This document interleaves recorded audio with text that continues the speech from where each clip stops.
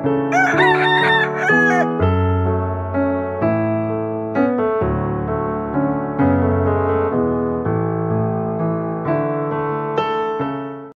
நாமத்திற்கு மகிமை உண்டாவதாக.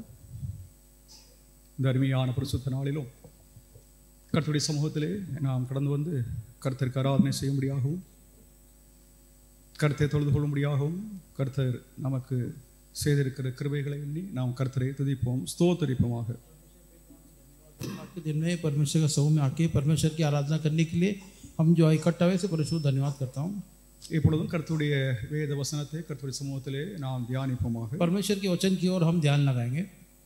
யாராவது ஒருவர் कोई एक उठोगे அப்போஸ்தலனாகிய பரிசுத்த பவுல் प्रेरित पौलुस ने लिखी जो पत्री கலாத்தியருக்கு எழுதின நிருபம் गलातियों को जो लिखा है 5ஆம் அதிகாரம் 5वां अधिकार 16வது வாக்கியத்தையும் 17வது வாக்கியத்தையும் யாராவது ஒருவர் எழுந்து நின்று சத்தமாக வாசிக்கலாம். इसका 16 और 17 को पढ़ेंगे. கலாத்தியர் 5, 16, 17.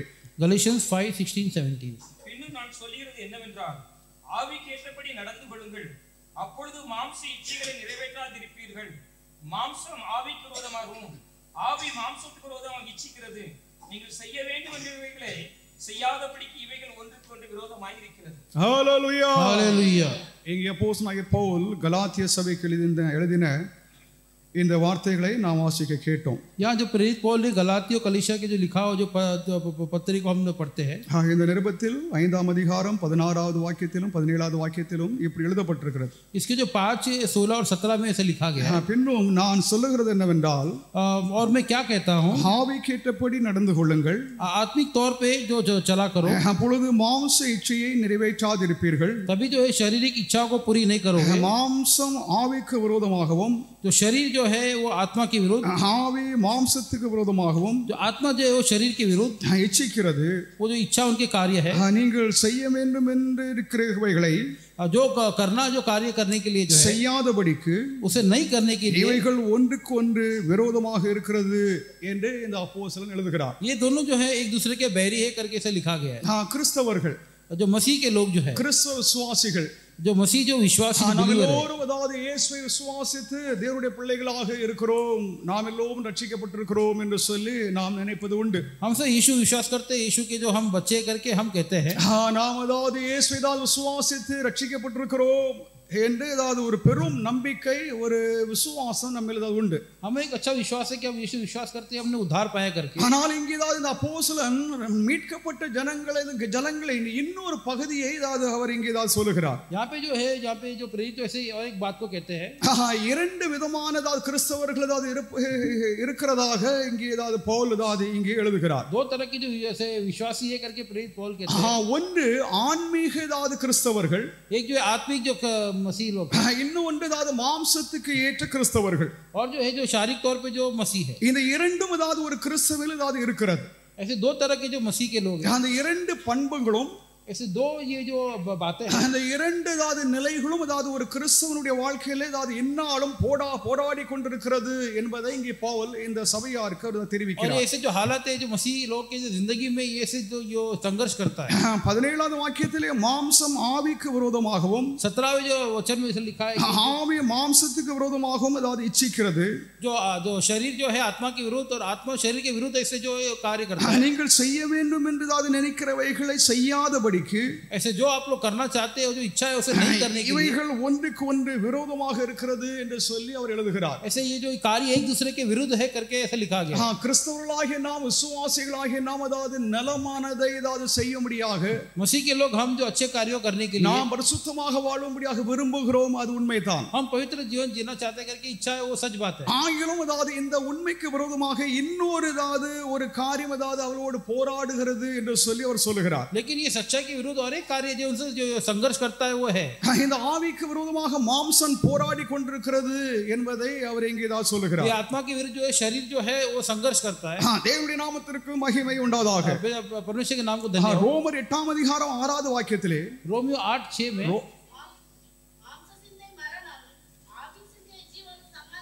தேவனுடைய நாமத்திற்கு ஸ்தோத்திரம். परमेश्वर नाम की धन्य हो. இங்கே ஏதாவது ரோமர்கள் நிருபம் 8ஆம் அதிகாரம் 6வது வாக்கியத்தில் அவர் இப்படி சொல்லுகிறார். यहाँ पे रोमियो 8:6 में ऐसा लिखा गया है. மாம்ச சிந்தை மரணம், और जो है शरीर पर मन लगाना जो मुक्ति ஆவியின் है, சிந்தையோ ஜீவனும் சமாதானமுமாம் என்று சொல்லி ஏதாவது அவர் எழுதுகிறார். परंतु आत्मा पर मन लगाना जीवन और शांति है. நாம் ஏதாவது ஆன்மீக கிறிஸ்தவர்களாக இருக்கிறோமா? हम आत्मिक मसीह है இல்லை என்றால் மாம்சத்துக்கு ஏற்றபடி நடந்து கொள்கிறோமா, மாம்ச கிறிஸ்தவர்களாக இருக்கிறோமா என்பதை நாம் பரிசோதித்து பார்க்க வேண்டும். या फिर केवल सिर्फ शारीरिक तौर पे मसीह शारीरिक जो रीति रिवाज से चलते हैं. இங்கே பவுல் எழுதுகிற இந்த ஏதாவது இறையிலே यहाँ पे जो प्रेरित पौल ने जो लिखी जो पत्री में ரட்சிக்கப்பட்டதாவது ஒரு கிறிஸ்தவன் அவன் ஏதாவது தன்னுடைய ரட்சிப்பை ஏதாவது அவன் இழப்பது இல்லை.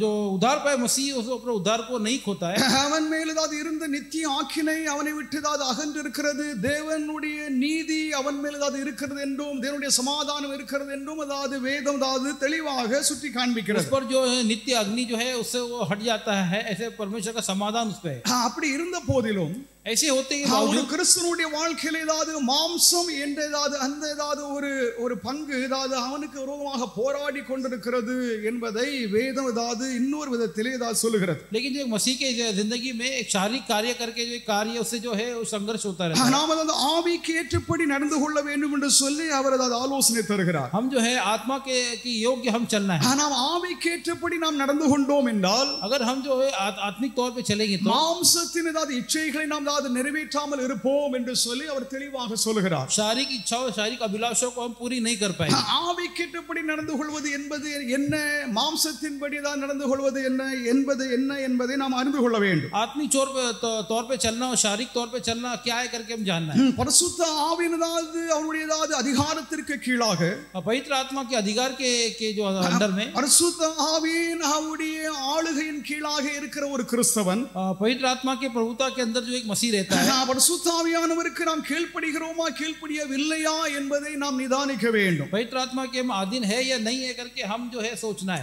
நம்முடைய ஆண்டவராகிய இயேசு கிறிஸ்துவை பரிசுத்த ஆவியானவர் முழுமையாக நிரப்பியிருந்தார். जो परमेश्वर जो यीशु मसीह को जो पवित्र आत्मा में पूरा भरा हुआ था, ஆவியினாலே நிறைவினாலே அவர்தான் சகலதாத கிரியைகளையும் அவர் செய்து வந்தார். आत्मिक के भरपूर से जो है सभी कार्य को उन्होंने किया था. அவருக்கு விரோதமாக பல போராட்டங்கள் பல சோதனைகள் இயேசுவுக்கு விரோதமாக அவருடைய பிறப்பு முதல் கொண்டு அவருடைய மரணம் உயிர்த்தெழுதல் வரைக்கும் அவரோடு போராடியது. यीशु मसीह के पैदाइश से लेकर उसके मृत्यु तक के कई कार्य जो उनके जो विरुद्ध युद्ध कर रहे थे. ஆனால் இயேசுவுக்கும் நமக்கும் இருக்கிற வித்தியாசம் என்னவென்றால் यीशु मसीह के और हम में बीच में क्या फर्क है. நமக்கு உள்ளே இருந்தும் வெளியில இருந்தும் மாம்சம் நம்மோடு போராடுகிறது. हमारे में अंदर और बाहर से जो है शरीर हमसे संघर्ष करता है. ஆனால் இயேசுவுக்கு உள்ளாக மாம்சம் இல்லாததினாலே வெளியில இருந்து இயேசுவோடு மாம்சம் போராடினது என்பதை நாம் அறிந்து கொள்ள வேண்டும். यीशु मसीह के अंदर शारीरिक कार्य नहीं था, इसके लिए बाहर से जो है शारीरिक जो कार्य जो युद्ध करते हैं. இயேசுவுக்கும் நமக்கும் இருக்கிற வித்தியாசம் இதுதான். यीशु मसीह के और हमसे जो அவர் சோதிக்கப்பட்டார், उनका जो परीक्षा हुआ, அவருடைய சோதனையும் நம்முடைய சோதனையுடைய வித்தியாசம் என்னவென்றால் उनकी जो आजमाइश और हमारी आजमाइश वो अलग है. அவருக்கு உள்ளாக இருந்ததாத சோதனை உருவாகவில்லை, उनके अंदर से आजमाइश नहीं हुआ. அவருக்கு சோதனை வெளியிலிருந்து உண்டாயிட்டு நமக்கும் அப்படி இல்லை. उनकी जो आजमाइश वो बाहर से நமக்கு உள்ளே இருந்தும் வெளியில இருந்தும் இரண்டு சக்திகள் நம்மோடு போராடுகிறது. நாம் ஜெயம் பெறுகிறோமா இல்லையா என்பது பரிசுத்த ஆவியினதாவது வல்லமையினால் அவருடைய ஆளுகையிலே நாம் இருக்கிறோமா இல்லையா, அவருக்கு நாம் கீழ்ப்படுகிறோமா இல்லையா என்பதை பொறுத்த அளவில் தான் ஒரு ஆன்மீக கிறிஸ்தவன் இல்லை என்றால் மாம்சத்துக்குரிய கிறிஸ்தவன் என்பதை நாம் வித்தியாசப்படுத்தி அறிந்து கொள்ளலாம். लेकिन हमारे लिए जो है अंदर से और बाहर से दोनों जगह से संघर्ष होता है, इसलिए इसी तौर पे वो एक आत्मिक मसीह है या शारीरिक तौर पे है करके हम जान सकते हैं. மீட்கப்பட்டதாவது ஒரு கிறிஸ்தவன் அவன் மாம்சத்தினால் அவன் சோதிக்கப்படுகிறான். जो एक उद्धार पाए मसीह जो वो शारीरिक तौर पे उसका आजमाइश होता है. மாம்ச ஆசைகள், जो शारीरिक इच्छा, உலக ஆசைகள், सांसारिक इच्छा, அவைகளை ரட்சிக்கப்படாதவர்களை போல் வாழத்தக்கதான ஒரு தாக்கம் அவன் என்னாலும் இருந்து கொண்டுதான் இருக்கிறது. वो एक जो सांसारिक लोग के जैसे जो उस पे जो होता है वैसे उन पे भी होता है. இந்த போராட்டம் ஆன்மீகத்திற்கும் மாம்சத்திற்கும் உரியதாது இந்த போராட்டத்திலே ये जो आत्मिक और शारीरिक जो संघर्ष जो है, கிறிஸ்தவர்களாகிய நாம் எப்படி நடந்து கொள்ள வேண்டும், எப்படி ஜீவிக்க வேண்டும், எப்படி போராட வேண்டும், ஜெயம் கொள்ள வேண்டும் என்பதை நாம் கற்றுக்கொள்ள வேண்டும். मसीह के लोग हम कैसे जीना है करके हम जो है कुछ बातों को सीखना है. பொதுவாக நம்முடைய கண்கள், आमतौर पे हमारी जो आंखें, நம்முடைய கண்கள் வழியாக தீமைகளை நாம் பார்க்கிறோம், தீமைகள் நமக்குள்ளாக பிரவேசிக்கிறது. हमारी आंखों के द्वारा हम बुराई को देखते हैं, बुराई हमारे अंदर आता है. இந்த உடலில் ஏதாவது சரீரத்தில் உள்ள கண்கள் ये जो शरीर में जो आंखें जो है அது ஆன்மீகமாக நம்முடைய இதயத்தை பாதிக்கிறது. वो जो आत्मिक तौर पे हमारे हृदय को जो நம்முடைய नुकसान पहुंचाता ஆவியை है, அது பாதிக்கிறது. हमारी आत्मा को नुकसान पहुंचाता है। அந்த பாதிப்பு நம்ம ஏதாவது மாம்ச கிரியைகளை செய்து வைக்கிறது என்பதை நாம் அறிந்து கொள்ள வேண்டும். वही जो हानि जो है हमें शारीरिक क्रिया करने के लिए उकसाता है। மாம்சமும் ஆவியும் ஏதாவது ஒன்றோடு ஒன்று போராடி கொண்டிருக்கிறதை நாம் அதை ஒருபோதும் மறந்து விடக்கூடாது. और शरीर और आत्मा एक दूसरे से संघर्ष करता है, कभी भूलना नहीं है। ஒரு கிறிஸ்தவனாவது எனக்கு போராட்டமே இல்லை என்று சொல்வது அது அபத்தமானது, அது பொய்யாகும். अगर एक मसीह कहेगा मुझे आजमाइश सही नहीं करके बोलेगा तो वो सही नहीं है। ஏனென்றால் கர்த்தருடையது வசனம் வேதம் தான் நமக்கு என்ன சொல்கிறது என்றால் அதாவது மாம்சம் ஆவியோடும் ஆவி மாம்சத்தோடும் போராடி கொண்டு இருக்கிறது என்று சொல்லி அதாவது அந்த அதாவது காலத்தை குறித்து எழுதுகிறது. क्योंकि वचन क्या कहता है कि जो शरीर आत्मा से और आत्मा शरीर से इनका आजमाइश होते रहता है करके हम कहते हैं। நம்முடைய மனம் நம்முடைய அதாவது எண்ணங்கள் எல்லாம் அதாவது வெளி அதாவது கண்களின் வழியாக இது ஒரு விண்டோவை போல இருக்கிறது. हमारा मन हमारे सोच जो आंखों के द्वारा आ जाता है, ये हमारे लिए एक शरीर में खिड़की जैसा है। இந்த அதாவது விண்டோவின் மூலமாக அதாவது வெளியிலிருந்து நம்ம அதாவது மாம்சம் தாக்குகிறது. ये खिड़की के द्वार में जो बाहर के जो कार्य जो हम पर जो हानि पर करता है। நம்முடைய கண்கள் தான் தவறாக இருந்தால் நம்முடைய அதாவது இருதயம் அதாவது கெட்டு போய்விடும். हमारा जो आंखें अगर ठीक नहीं है तो हमारा जो हृदय जो है वो खराब हो जाएगा। கண்கள் தான் எதை பார்க்கிறதோ, हमारा जो आंख जो देखता है, நம்முடைய கண்கள் எதை பார்த்து தான் இச்சிக்கிறதோ, हमारा आंखें जो देख के इच्छा करता அது है, நம்முடைய ஆன்மாவை தாக்குகிறது, நம்முடைய எண்ணங்களை தாக்குகிறது, நம்முடைய சிந்தையை அது தாக்குகிறது. वो हमारे आत्मा को हानि पहुंचाता है, हमारी सोच को हानि पहुंचाता है। நம்முடைய ஆவிக்குரிய வாழ்க்கையில் அது பெரியதாவது ஒரு பதட்ட நிலை ஏதாவது உருவாக்கி விடுகிறது. हमारे आत्मिक जिंदगी में एक बुरा हालत लेके आता है। நம்முடைய அதாவது மனம் நம்முடைய இதயம் அதாவது உணர்ச்சிகளின் அதாவது இருப்பிடமாகும். हमारा जो मन जो एक जो जो जो अनुभवों का जो है वो एक चीज है, உள் உணர்வு, अंदर की जो महसूस, ஆன்மீக அதாவது புரிதலை அதாவது அறிந்து கொள்ளத்தக்கதான ஒரு ஆற்றல் உடையது நம்முடைய இருதயம். आत्मिक चीजों को जानने के लिए कि योग्य उसको क्षमता है। நம்முடைய அதாவது கண்களினாலே நாம் எவைகளை அதாவது பார்க்கிறோமோ, हमारे आंखों के द्वारा हम जो चीज को देखते நம்முடைய हैं, கண்களினாலே தான் நாம் அதை எதை இச்சிக்கிறோமோ, हमारे आंखों के द्वारा जो चीज को हम इच्छा करते हैं, நம்முடைய கண்களினாலே தான் பலவற்றை நாம் பார்க்கிறோம். இப்பொழுது இருக்கிற உலகத்திலே நம்முடைய கண்கள் நமக்கு பெரிய ஏதாவது ஒரு சோதனையாக இருக்கிறது. हमारे आंखों से हम कई चीज को देखते हैं, लेकिन अभी की जिंदगी में हमारी आंख जो हमारे लिए बहुत बड़ा एक आजमाइश का एक चीज है। அந்த கண்களினால் ஏதாவது நன்மையானதை நாம் பார்க்கிறோம், அதாவது நன்மையானதும் அதாவது நமக்குள்ளாக வருகிறது. वो आंखों के द्वारा अच्छी बातों को हम देखते हैं, अच्छी चीज भी आती है। தீமையும் பார்க்கிறோம், தீமையும் நம்முடைய அதாவது இதயத்துக்குள்ளாக பிரவேசிக்கிறது. बुराई को भी देखते हैं, बुराई भी हमारे अंदर प्रवेश करता है। அதனால் நமக்கு ஏதாவது பரிசுத்தம் உண்டாகிறதா, इसके द्वारा क्या पवित्रता இல்லை அதாவது தீங்கு ஏதாவது உண்டாகிறதா என்பதை நாம் நிதானிக்க வேண்டும். या कुछ नुकसान हुआ करके हम जो सोचना है। நம்முடைய அதாவது இதயத்தில் ஏதாவது உண்டாகிறதாவது பாவத்தை ஏதாவது நம்முடைய அதாவது இதயத்தில் உள்ளதாவது உணர்ச்சிகள் ஏதாவது தவறுகளை ஏதாவது இயேசு சுட்டி காண்பிக்கிறார். பாருங்கள், மார்க் 7 அதிகாரம் 20 23 வாக்கியத்தை எடுத்து வாசிக்கலாம். मार्क जो 7:20 से जो 23 तक पढ़ेंगे। மார்க் 7 20 23. मार्क 7 மனுஷனுக்குள்ளே இருந்து புறப்படுகிறதை மனுஷனை தீட்டுப்படுத்தும். எப்படி எனில் மனுஷனுடைய இருதயத்திற்குள் இருந்து பொல்லாத சிந்தனைகளும் விபசாரங்களும் வேசித்தனங்களும் கொலைபாதகங்களும் களவுகளும் பொருளாசைகளும் துஷ்டத்தனங்களும் கபடும் காமவிகாரமும் வன்கண்ணும் தூஷணமும் பெருமையும் மதிகேடும் புறப்பட்டு வரும். தேவனுடைய நாமத்திற்கு மகிமை உண்டாதாக. परमेश्वर के नाम की महिमा हो। மனிதனுடைய இதயத்தை குறித்து இயேசு பேசுகிறது. मनुष्य के हृदय के बारे में यीशु मसीह ने ऐसे बोला, வெளியிலும் அதாவது இந்த தீமைகள் இருக்கத்தான் செய்கிறது. बाहर भी ये बुराइयां है, அது அவனுக்குள்ளாக ஏதாவது ஏதோ ஒரு விதத்தில் ஏதாவது அவனில் ஏதாவது கொடி கொண்டு இருக்கிறது என்பதை அவர் வலியுறுத்துகிறார். उसके अंदर जो है ये बातें उसके अंदर भी है करके ऐसे बताते हैं। இந்த ஏதாவது தீமைகள் ஏதாவது அவனிலிருந்து எழும்பி அவனை ஏதாவது பாவம் செய்ய வைக்கிறது. ये बुराई उसमें से जो उठ के जो उसको पाप करने के लिए उकसाता है। அப்பொழுது அவன் தான் மாம்சத கிறிஸ்தவனாக, और तभी वो जो एक शारीरिक मसीह है, மாம்சத கிரியைகளை செய்கிறவனாக மாறுகிறான். ஆனாலும் அவன் ரட்சிக்கப்பட்டவன் தான். और शारीरिक क्रिया करने में बदल जाता है, लेकिन फिर भी वो मसीह है। நான் ரட்சிக்கப்பட்டிருக்கிறேன், அதாவது நான் ஏதாவது பாவமே செய்ய மாட்டேன், பாவமே ஏதாவது வராது, நான் பாவமே செய்யவில்லை என்று சொல்லி ஒருவரும் சொல்ல முடியாது. मैंने उद्धार पाया हूँ, मैं मुझे गलत होगा ही नहीं, मैं कोई पाप किया ही नहीं करके बोला तो सही नहीं है। பவுல் தன்னுடைய ஏதாவது இறையிலே ஏதாவது பல ஏதாவது நுணுக்கமான ஏதாவது சத்தியங்களை அவர் எழுதுகிறார். पौल जो अपने लेख में जो कई जो जो रहस्य सत्य के बारे में लिखते हैं। ஒரு ஏதாவது மீட்கப்பட்ட ஏதாவது கிறிஸ்தவன், ரட்சிக்கப்பட்ட ஒரு கிறிஸ்தவன், एक जो उद्धार पाया जो मसीह, ஒரு ஆன்மீக கிறிஸ்தவனாக அவன் இருக்க வேண்டும் என்பதை அவர் திட்டவட்டமாக அவர் வலியுறுத்துகிறார். वो एक जो है आत्मिक मसीह होना है करके स्पष्ट रूप से कहते हैं। அந்த மீட்கப்பட்ட ரட்சிக்கப்பட்ட அந்த கிறிஸ்தவன், वो उद्धार पाया जो छुड़ाया गया जो मसीह है, அவ்வப்பொழுது சில நேரங்களிலே மாம்ச கிறிஸ்தவனாக அவன் செயல்படுகிறான், மாம்ச கிறிஸ்தவனாக இருக்கிறான் என்று அவர் எழுதுகிறார். कभी कभी कुछ जगहों में जो शारीरिक मसीह करके वो कार्य भी कर लेता है। நம்மில் ஏதாவது பரிசுத்தம் உருவாகிறதா? क्या हमारे अंदर से पवित्रता हो रहा है? இல்லைன்னா மாம்ச சிந்தையினால் மாம்சம் நம்மை ஆட்கொண்டு நாம் மாம்ச கிரியைகளை நாம் செய்கிறோமா என்பதான். या तो फिर शारीरिक कार्य हम कर रहे हैं। தேவ நாமத்திற்கு ஸ்தோத்திரம் உண்டாவதாக. परमेश्वर की पवित्रता की महिमा। ஒரு கிறிஸ்தவனை நடத்துகிறவர் பரிசுத்த ஆவியானவர் ஒருவரே ஒரு கிறிஸ்தவனை சரியாக நடத்த முடியும். पवित्र आत्मा ये मसीह को जो है ठीक तौर से चला सकता है। பரிசுத்த ஆவியானவர் ஒருவனை ஆட்கொண்டிருக்கிறான் என்றால், पवित्र आत्मा एक मसीह के பரிசுத்த साथ है। ஆவியினால் நாம் நிரம்பி இருக்கிறோம் என்றால், अगर हम पवित्र आत्मा से भरे हुए हैं, நாம் தேவனுடைய ஆவியினதாவது அதிகாரத்தோடு பெற்றிருக்கிறோம் என்றால், अगर हम परमेश्वर की आत्मा को अधिकार से पाए तो, ஆவியினதாவது அனுக்கிரகம் நம்ம மேல் இருந்தால், पवित्र आत्मा का अनुग्रह हम पर होगा तो, மாம்ச கிரியைகளை நாம் ஆவியினாலே நாம் அடக்க முடியும், அதை மேற்கொள்ள முடியும் என்று சொல்லி அவர் தன்னுடைய நிருபங்களிலே ஆங்காங்க அவர் எழுதுகிறார். शारीरिक क्रियाओं पे हम आत्मा के द्वारा उस पर प्रभुता पा सकते करके लिखते हैं। மாம்ச சிந்தை மரணம், जो शरीर का जो सोच है उससे मृत्यु होगा। அப்ப கிறிஸ்தவர்களாக இருக்கிற நாம் கிறிஸ்தவன் என்று சொல்லி அழைக்கப்படுகிற நாம், जो इसलिए जो मसीह जो कहलाते हम लोग, அநேக நேரங்களில் மாம்சத்திலே நாம் நடக்கிறோம், மாம்சத்திலே நாம் ஜீவிக்கிறோம், மாம்சத்திலே நாம் பார்க்கிறோம், மாம்சத்திலே நாம் சிந்திக்கிறோம் என்பதாம்.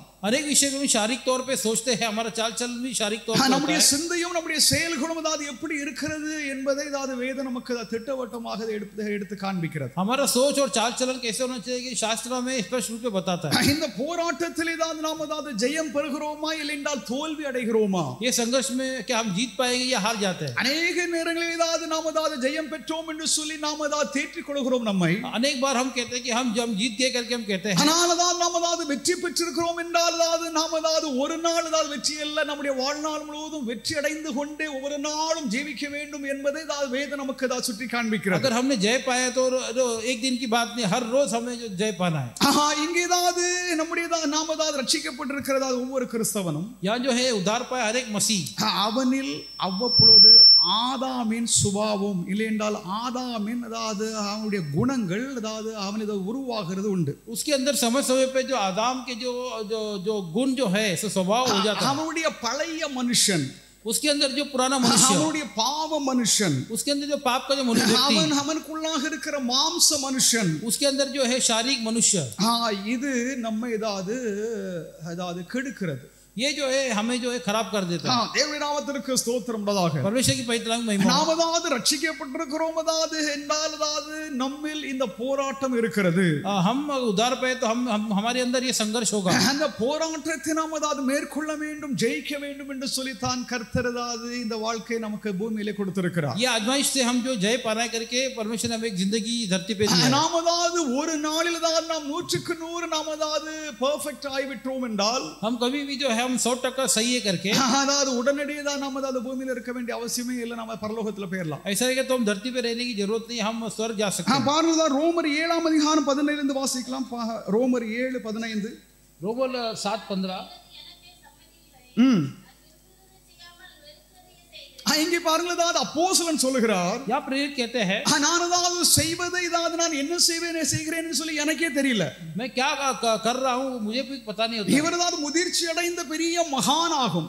ये एक जो है बहुत ही मैच्योर एक पुरुष थे, பெரிய மெச்சூர் பெரிய உயர்ந்த ஒரு நிலையில் உள்ள ஒரு அப்போஸ்தலன் ஆகும். बहुत ही मैच्योर एक ऊंचे स्तर पे जो एक प्रेरित थे। ஆனால் இந்த காரியத்தை நான் இந்த நிருபங்களிலே நாம் வாசிக்கும் பொழுது, लेकिन ये कार्य को उन्हीं पत्री में जो पढ़ते हैं, இயேசுவை அறிந்த பின்பு உள்ள வாழ்க்கையின் அனுபவத்தை அவர் எழுதுகிறாரா, ये मसीह को जानने के बाद की जिंदगी के अनुभव लिखते हैं, இயேசுவை அறிவதற்கு முன்னம் இருந்த அவருடைய குணாதிசயங்களை எழுதுகிறாரா என்பது நமக்கு ஒரு பெரிய குழப்பமான ஒரு या फिर मसीह को जानने के पहले के जो काल के जो अनुभव उन्होंने लिखा है। என்னுடைய விசுவாசம் என்னவென்றால், मेरा विश्वास இவர் இயேசுவை அறிவதற்கு முன்னம் இவரில் உண்டான போராட்டத்தை குறித்து அவர் எழுதுகிறாரே ஒழிய, यीशु मसीह को जानने के पहले के जो अनुभव लिखा है इसके, அவர் இயேசு கிறிஸ்துவை அறிந்த பின்பு உள்ளதாது இந்த ஆன்மீக போராட்டம் போராட்டத்தை குறித்து அவர் எழுதவில்லை. यीशु मसीह को जानने के बाद के जो संघर्ष के बारे में उन्होंने नहीं लिखा है. ஆனால் ஒருவன் கிறிஸ்துவுக்குள்ளாக இருந்தால் அவன் புதிய சிருஷ்டியாக இருக்கிறான். अगर कोई मसीह में है, नई सृष्टि है. பழையவெல்லாம் ஒளிந்து போயின என்று சொல்லி எழுதுகிறதா இந்த அப்போஸ்தலன். पुरानी चीजें सभी जाती रही. இந்த ஏதாவது ஒரு பகுதியும் அதாவது அவருடைய முக்கியமானது எழுத்துகளில் ஏதாவது உள்ளதாவது ஒரு உண்மையாகும். और ये एक चैप्टर भी एक बहुत ही मुख्य एक बात है. 17வது வாக்கியம் 17वां वचन को पढ़ेंगे.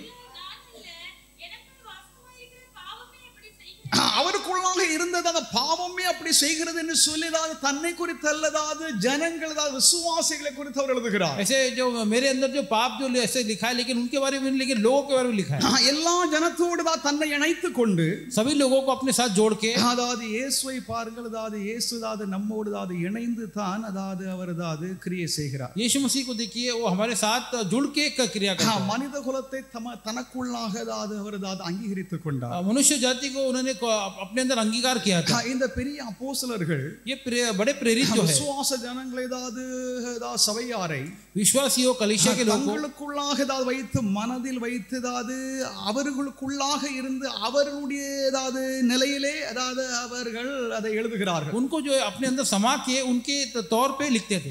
மறுபடியும் வாசிக்கலாம் 17. दोबारा पढ़ेंगे.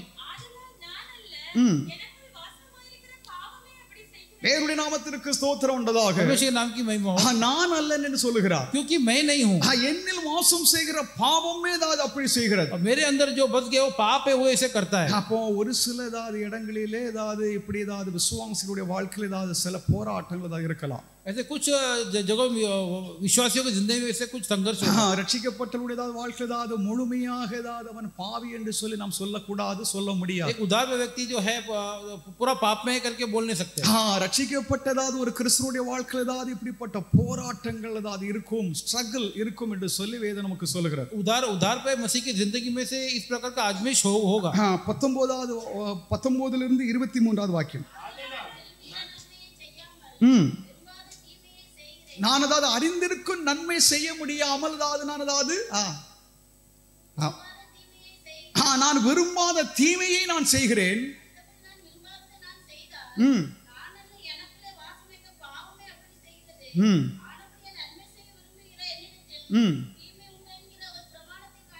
பாருங்கள், இன்னொரு பிரமாணம், அதாவது ஆவிக்கேற்ற பிரமாணம், அதாவது மாம்சத்துக்கு ஏற்றதாவது ஒரு பிரமாணம் என்ற இரண்டு பிரமாணத்தை குறித்து அவர் எழுதுகிறார். यहाँ पे जो है आत्मिक तौर पे जो प्रमाण और शारीरिक प्रमाण, ऐसे दो प्रमाण के हम लिखते हैं. இந்த ஏதாவது பிரமாணம் அதாவது ஆங்கிலத்தில் நம்ம சைக்காலஜி என்று சொல்லுவோம். ऐसे अंग्रेजी में हम साइकोलॉजी कहते हैं. இந்த ஏதாவது மன தத்துவம் அதாவது உள்ளதாவது அது ஒரு பெரிய ஒரு ஸ்டடி ஆகும். ये जो फिलॉसफी करके एक कार्य को कहते हैं. இந்த ஏதாவது தத்துவம் அதாவது இந்த சைக்காலஜி என்பது அதாவது இதை ஏதாவது பவுல் அதாவது தெளிவாக தன்னுடைய ஏதாவது நிருபங்களிலே அவர் எழுதுகிறார். ये साइकोलॉजी के विषय में जो पॉल जो स्पष्ट तौर से लिखते हैं. மனிதன் ஏதாவது எப்படிப்பட்டவன், அவர் எப்படி இருப்பான், அவன் எப்படி செய்வான், எப்படி வாழ்வான் என்பதை குறித்து அவர் தெளிவாக அவர் எழுதுகிறார். मनुष्य किस प्रकार का है, वो कैसे जिएगा, वो क्या कार्य करेगा करके स्पष्ट लिखता है. நான் நன்மை செய்ய நான் விரும்புகிறேன், मैं भलाई करने की इच्छा रखता हूं, आशை, वो मेरी इच्छा है. ஆகிலும் फिर भी இன்னொரு பிரமாணத்தை எனக்குள்ளாக காணுகிறேன். और एक प्रमाण मेरे अंदर में पाता हूं. அந்த பாவ பிரமாணம் தான் நான் அதாவது நன்மை செய்வதை காட்டும் தீமை செய்யதாவது என்னை தூண்டுகிறது, என்னை தீமை செய்ய வைக்கிறது என்று சொல்லி அவர் எழுதுகிறார். पाप का प्रमाण मेरे अंदर भलाई को रोक के जो बुराई करने के लिए उकसाता है. தேவனுடைய பிள்ளைகளாக இருக்கிற நாம் இப்படிப்பட்ட ஏதாவது தருணத்தில் நாம் எப்படி ஏதாவது இருக்க வேண்டும் என்பதை ஏதாவது ஆண்டவர் நமக்கு இதை கற்றுத் தருகிறார். परमेश्वर के बच्चे लोग, हम लोग ऐसे हालातों में कैसे रहना करके हम देखते हैं. சோதனைகளிலே நாம் ஏதாவது வெற்றி அடையும்படியாக தேவாவியானவருடைய ஏதாவது கட்டுப்பாட்டில் நாம் எந்நாளும் இருக்க வேண்டும். आजमाइश के समय में अगर जय पाने के लिए हम जो पवित्र आत्मा के जो ताबे में रहना है, ஆவியின் கட்டுப்பாட்டில் நாம் வாழ்ந்தோம் என்றால், जो आत्मिक जो है वो ताबे में रहना है, நாம் அதாவது தீமை செய்யதாவது நாம் அதாவது விரும்பினாலும் அதாவது நாம் அதாவது தீமை செய்ய முடியாது. बुराई करने की इच्छा होगी तो भी हम बुराई नहीं करेंगे. நாம் நன்மை செய்ய விரும்புகிறோம் என்றால் நன்மை செய்யாத தேவ ஆவியின் அதாவது தூண்டுதலினாலே அவருடைய அதாவது கட்டுப்பாட்டில் நாம் நன்மை செய்ய நம்மால் கூடும். भलाई करने के लिए हम चाहे तो पवित्र आत्मा के जो है ताबे में रह के हम कर पाएंगे. Hallelujah, hallelujah. தேவனுடைய பிள்ளைகளுக்கு நமக்கு அதாவது புதிய ஆவியை கர்த்தர் நமக்கு கொடுத்திருக்கிறார். परमेश्वर के बच्चे लोग को जो एक नई आत्मा दिया है. நம்மில் அதாவது இருக்கும் அதாவது பழைய ஆதாம், हमारे अंदर जो है पुराना आदम है, நம்முடைய நமக்குள்ளாக இருக்கிறது அது பழைய சுயம்.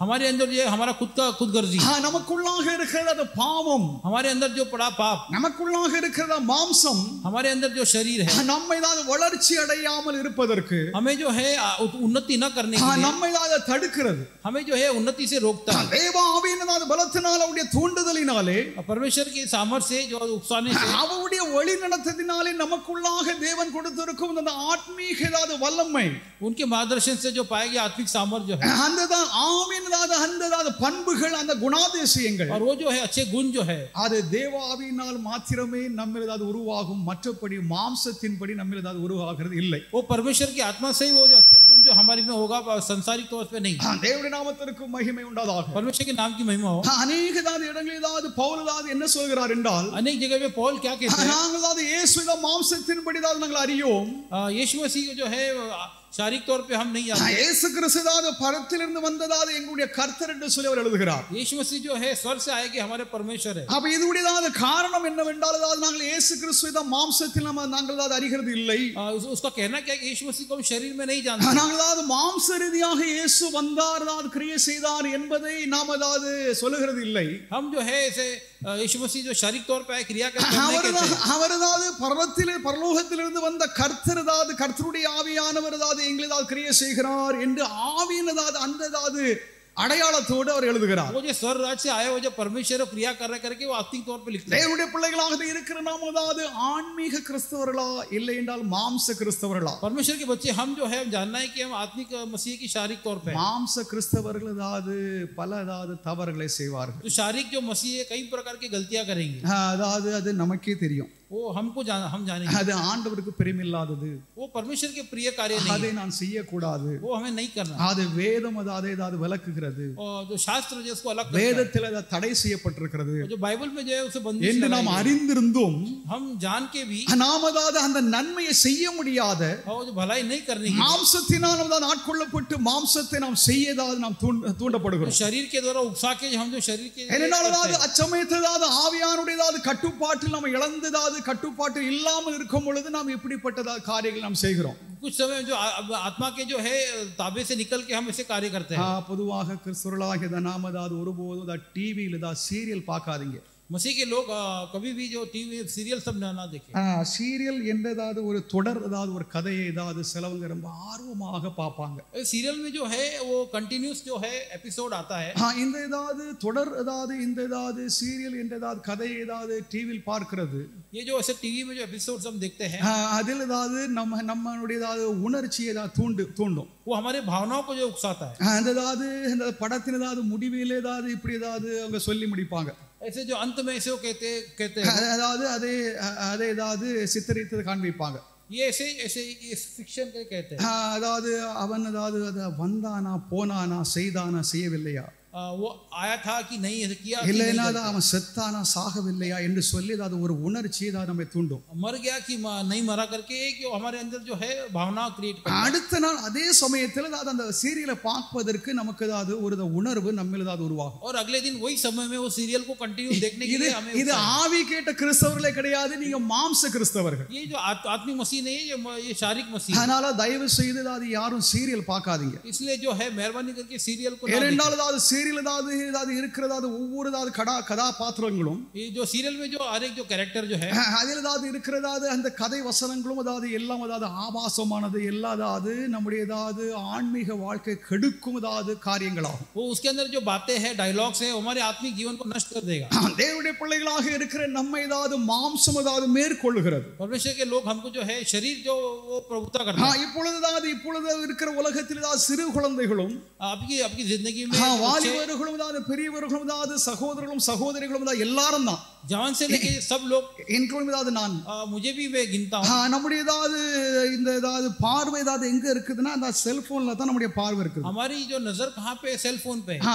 நாம தகுதியானதை நாம பார்த்து விட்டு போய்விட வேண்டும். हम जो योग्य अच्छी चीजों को देख के, தகுதி அற்றவைகளை பார்ப்பதினாலே अयोग्य चीजों को देखेंगे அது நம்மை தாக்குகிறது, அதை நம்மை பலவீனப்படுத்துகிறது. நாம தீமை செய்யும்படியாக நம்மை நாம் ஒருவேளை அந்த பாவத்தை நாம் செய்ய மாட்டோம். वो हमें जो है हम पर हावी होगा, ஆனால் நம்முடைய எண்ணங்களை நம்முடைய மனதை அதை தாக்கி நம்மை அது கீழ்ப்படுத்துகிறது. लेकिन हमारे जो मन को हमारे सोच को तो है वो गिरा देगा. ஆன்மீக கிறிஸ்தவனா இல்லை என்றால் மாம்ச கிறிஸ்தவனா? आत्मिक मसीह है या शारीरिक मसीह है? இங்கே மறுபடியும் வாசிக்கலாம். यहाँ पर दोबारा पढ़ेंगे.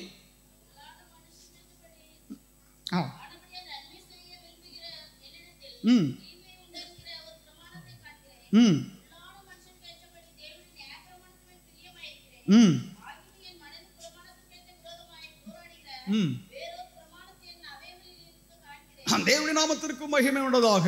परमेश्वर नाम की महिमा. இங்கே பவுல் அதாவது நியாயப்பிரமாணத்தை நன்கு அறிந்திருந்தவர். यहाँ जो प्रेरित पौल जो न्याय प्रमाण को अच्छी तरह से जानने वाला है, நியாயப்பிரமாணத்திற்கு அதாவது கீழ்ப்படுகிறது அது முக்கியமான காரியம் என்பதை அறிந்த பவுல், जो न्याय प्रमाण को जो अधीन होना है जो ये बात जो जाने पौल, நியாயப்பிரமாணத்திற்கு விரோதமாக செயல்படுகிறவர்களுக்கு மரண தண்டனை உண்டு என்பதை அறிந்த பவுல், न्याय प्रमाण के विरुद्ध जो जाएंगे उनके लिए मृत्यु का दंड है वो जानते हैं. அவர் அதாவது இன்னும் ஒன்றை ஒரு உண்மை சொல்லுகிறார். वो हर एक सच्चाई நியாயப்பிரமாணம் ஒரு மனிதனை விடுதலையாக்காது, அவனை ரட்சிக்காது என்பதை அவர் தெளிவாக எழுதுகிறார். அது உண்மையாகும். न्याय प्रमाण मनुष्य को जो छुटकारा नहीं देगा.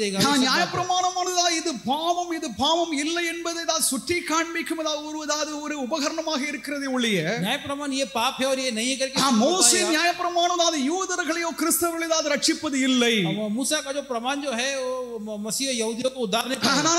அதை அறிந்திருந்தோம். ये जान के भी என்னுடைய மாம்சத்தில் இன்னொரு பிரமாணத்தை நான் காண்கிறேன். मेरे जो शरीर में मैं और एक प्रमाण को मैं देखता हूँ. வேறு ஒரு தாக்கத்தை நான் காண்கிறேன். और एक शक्ति को मैं मेरे अंदर देखता हूँ. நான் தவறு செய்யும்படியாக ஏதோ ஒன்று என்னை தூண்டுகிறது, நான் பாவம் செய்ய என்னை தூண்டுகிறது, என்னை நடத்துகிறது என்று சொல்லி அவர் சொல்லுகிறார். मुझे गलत करने के लिए उकसाता है, मुझे जो है वो आगे बढ़ाता है. தேவனுடைய பிள்ளைகளாக இருக்கிற நம்மை மாம்சம் நம்மை நடத்துகிறதா இல்லை என்றால் ஆவி நம்மை நடத்துகிறதா? ஆவி என்றால் அது சாதாரண ஆவி இல்ல, பரிசுத்த ஆவி. परमेश्वर के लोग हम जो हमें जो आत्मा चलाता है, शरीर हमें जो चलाता है, பரிசுத்த ஆவியானவர் நம்மை நடத்துகிறாரா என்பதை நாம் கவனிக்க வேண்டும். நாம் அதற்கு கீழ்ப்படிய வேண்டும், நம்மை அதற்கு ஒப்பு கொடுக்க வேண்டும். पवित्र आत्मा हमें चलाता है, उसे ध्यान देना, उसका अधीन होना. ஏனென்றால் மாம்ச கிரியைகள், क्योंकि जो शारीरिक कार्य जो है சண்டை, वो झगड़ा, அதாவது பிரிவினை, जो है बैरी, ஏற்றத்தாழ்வு, ऊंच नीच, சுயம்,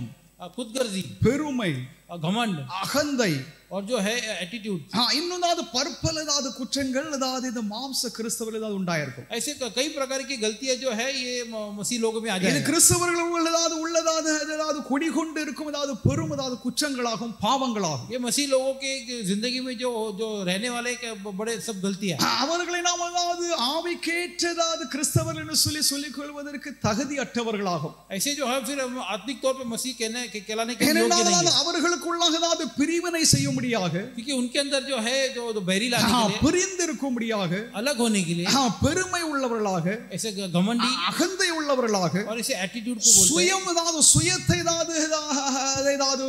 பெரிதுபடுத்தி, और जो ऐसे बोलते हैं जो सेल्फ सेंटर्ड जो है, அவர்கள் புரிந்து இருக்கவே அவர்கள் விரும்புகிறார்களே ஒழிய ஐக்கியப்படுவதற்கு ஒருமைப்படுவதற்கு அவர்கள் விரும்புகிறது இல்லை. वे लोग ऐसे बटना ही पसंद करेंगे, ऐसे एक मेल मिलाप पसंद नहीं करेंगे. they are called as carnal Christians.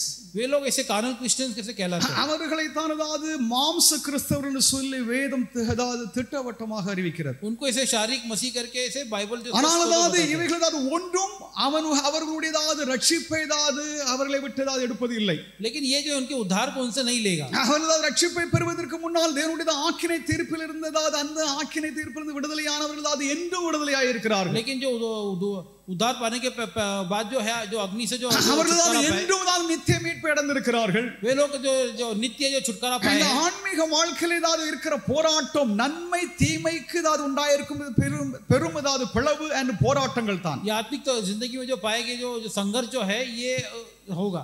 தேவனுடைய நாமத்திற்கு மகிமை உண்டாதாக. परमेश्वर नाम की महिमा. பெருமை அகம்பாவம், जो घमंड और जो है ऐसे जो அது நம்மை ஒருபோதும் உயர்த்தாது.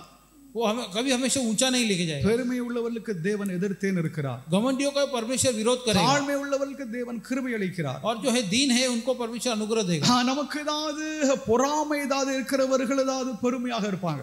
जो जिसको जलन होगा वो घमंडी रहेगा। பிறர் மேல் ஏதாவது பொறாமைப்படுகிறவர்கள், दूसरों पर जो जलन होता है, பிறனுடைய ஏதாவது உயர்வை ஏதாவது மதிக்காதவர்கள், दूसरों के उन्नति को जो பிறனுடைய ஏதாவது ஆசீர்வாதம் ஏதாவது பிறன் உயர்ந்திருக்கிறான் என்றால் அவனை பார்த்து ஏதாவது பொறாமைப்படுகிறவர்கள், ऐसे दूसरे आशीष पाए उसको देख के जलन होना, பிறன் ஏதாவது மகிமையாக ஏதாவது உயர்ந்திருக்கிறான் ஏதாவது நல்லா இருக்கிறான் என்று சொல்லி பார்த்து ஏதாவது வெந்து ஏதாவது வேகிறவர்கள், दूसरों की उन्नति देख के जो जलना और जो है ऐसे, இது இவர்களுக்கு ஏதாவது சுயமாக அவர்களுக்குள் ஏதாவது பெருமையும் ஏதாவது அகம்பாவத்தையும் ஏதாவது அந்த பொறாமை உண்டாக்கும். ये उनके अंदर जो है वो घमंड और जो सेल्फ सेंटर्ड जो हो जाता है। ஏனென்றால் ஏதாவது மாம்ச கிரியைகள் மேல் ஏதாவது பரிசுத்த ஆவியின் ஏதாவது அந்த ஏதாவது தாக்கம் அவர்களுக்கு இல்லாததினாலே, क्योंकि जो शारीरिक तौर पे जो आत्मिक जो है जो नुकसान नहीं है करके, பரிசுத்த ஆவியானவர் ஒவ்வொருவரையும் அவர் ஆட்கொள்ளுகிறார், நிரப்புகிறார். पवित्र आत्मा हर एक को जो है उसको भरपाई करता है। தேவாவியானவர் ஒவ்வொருவராக நிரப்புகிறார், அவர்களை அபிஷேகிக்க விரும்புகிறார். परमेश्वर की आत्मा हर एक को भरता है, ஆனால் अभिषेक करता है। விசுவாசிகள்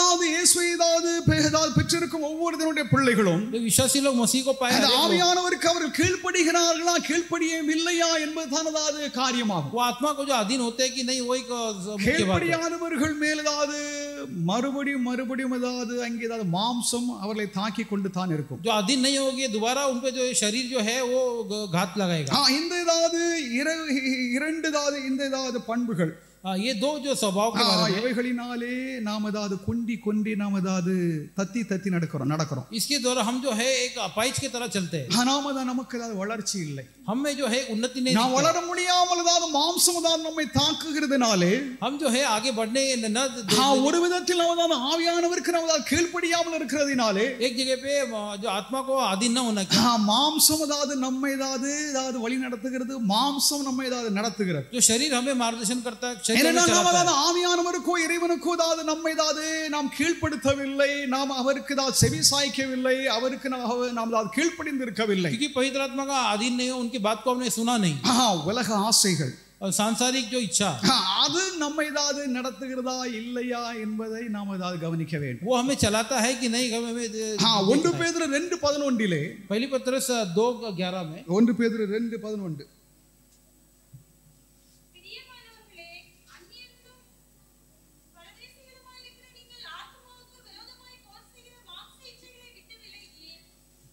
வாசிங்க.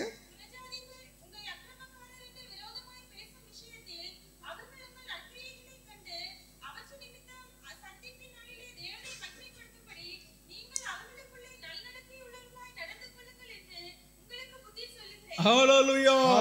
இங்கேதாவது தேவ ஜனங்கள், यहाँ जो परमेश्वर के लोग, ஒரு புறஜாதிகள் மத்தியிலே வாழும் ஒரு உலகத்தை நாம் இருக்கிறோம். ऐसे अन्य जाति के बीच में हम जीते हैं। புறஜாதிகள் எல்லோரும் நம்மை காண்கிறார்கள், अन्य जाति सभी लोग हमें देखते हैं। எல்லோரும் கிறிஸ்தவர்கள் என்று சொன்னால் அவர்களுக்கு ஒரு யானை பார்த்த மாதிரி தான் அவங்களுடைய மனப்பான்மை இருக்கும். सभी लोग ऐसे मसीह बोलेंगे तो एक हाथी को देखते हैं।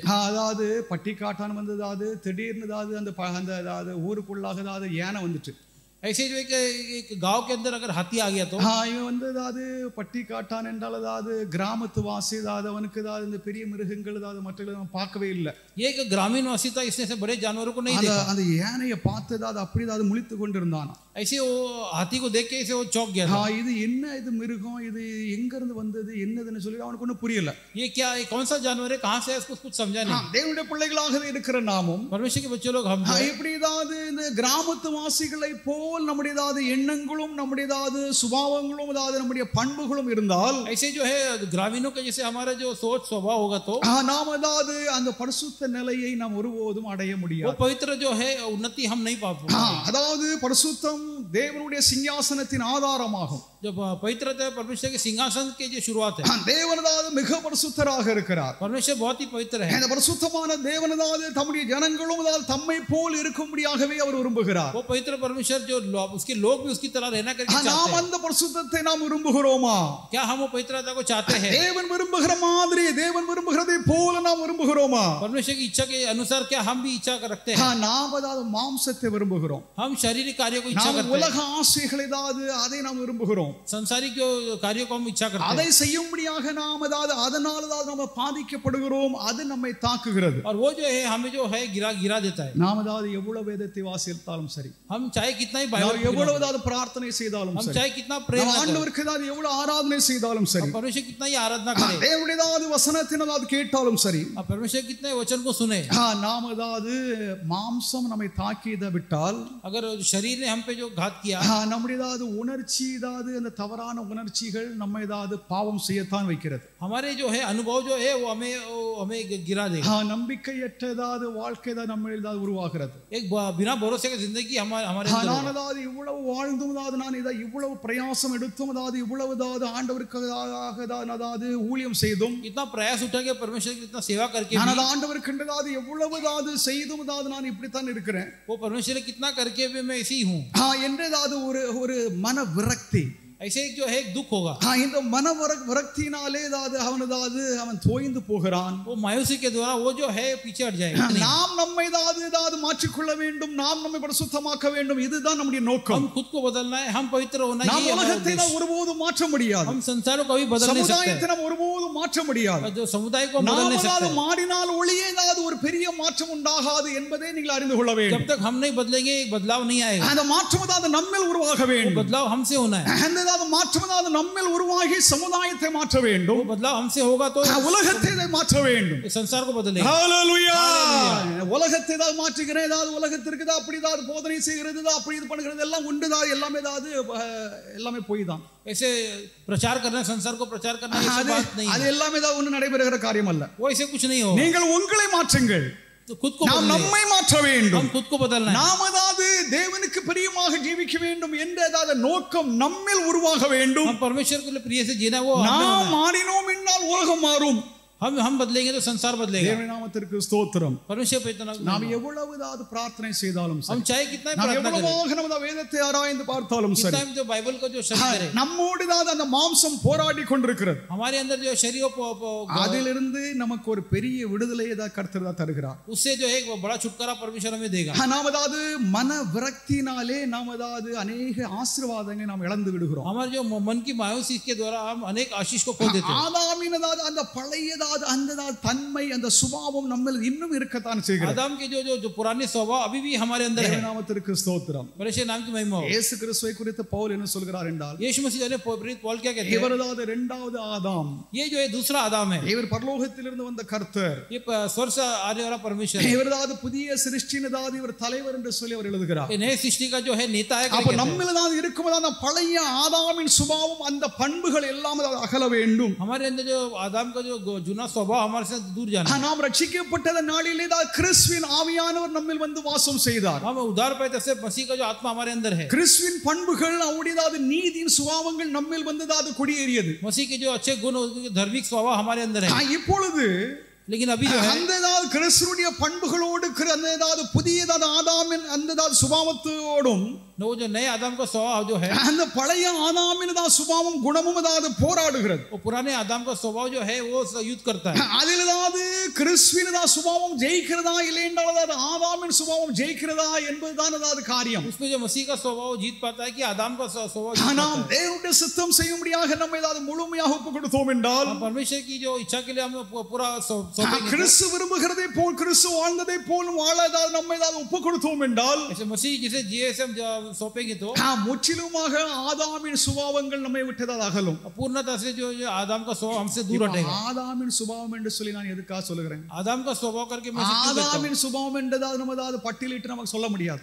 ऐसे आदम का स्वभाव करके स्पष्ट रूप से कह नहीं सकते. ஆதாம் கொலை பண்ணல, आदम ने हत्या नहीं किया, ஆதாம் விபசாரம் பண்ணல, आदम ने जो व्यभिचार नहीं किया, ஆதாம் திருடல, आदम ने चोरी नहीं किया, பொய் சொல்லல, झूठ नहीं बोला, ஆதாம் மற்ற பாவங்கள் ஒன்றும் செய்யல. आदम ने दूसरे पाप नहीं किया. பாவம் ஒரே ஒரு பாவம், கீழ்ப்படியாமை தான். उसका पाप एक ही था, उसने अधीन नहीं हुआ. அந்த கீழ்ப்படியாமை நிமித்தம் முழு மனுக்குலத்தையும் தனக்குள்ளாக இருந்தது, அது முழுவதாவது மனுக்குலத்திற்கும் அவன் தலைவனாக இருக்கிறான். उसे अधीन नहीं, उसे जो पूरा मनुष्य जाति का वो नेता था. அவனுக்குள்ளாக இருந்த முழு உலகமும் அவனுக்குள்ளாக ஒரு வித்தை போல் அவனுக்குள்ளாக இருந்தது. उसके अंदर पूरा संसार उसके अंदर एक बीज के जैसा. அவனிலிருந்து தோன்றினது தான் நீங்களும் நானும் உலகத்தில் உள்ள எல்லா जो उनसे जो उन पर आज आप और हम सब उसी के द्वारा है. அவனுடைய குணம், उसका जो அவருடைய சுபாவம் उसका स्वभाव கீழ்ப்படியான நிமித்தம் அதாவது உண்டாயிருக்கும் அதாவது பற்பல பாவங்கள் जो अधीन न होना के इसलिए कई प्रकार பல அதாவது குற்றங்கள் कई प्रकार का जो गलतियां தொடர்ந்து அதாவது மனித குலத்தை அதாவது தீட்டுப்படுத்தி கொண்டிருக்கிறது. जो पूरा मनुष्य जाति को जो है वो अशुद्ध कर रहा है.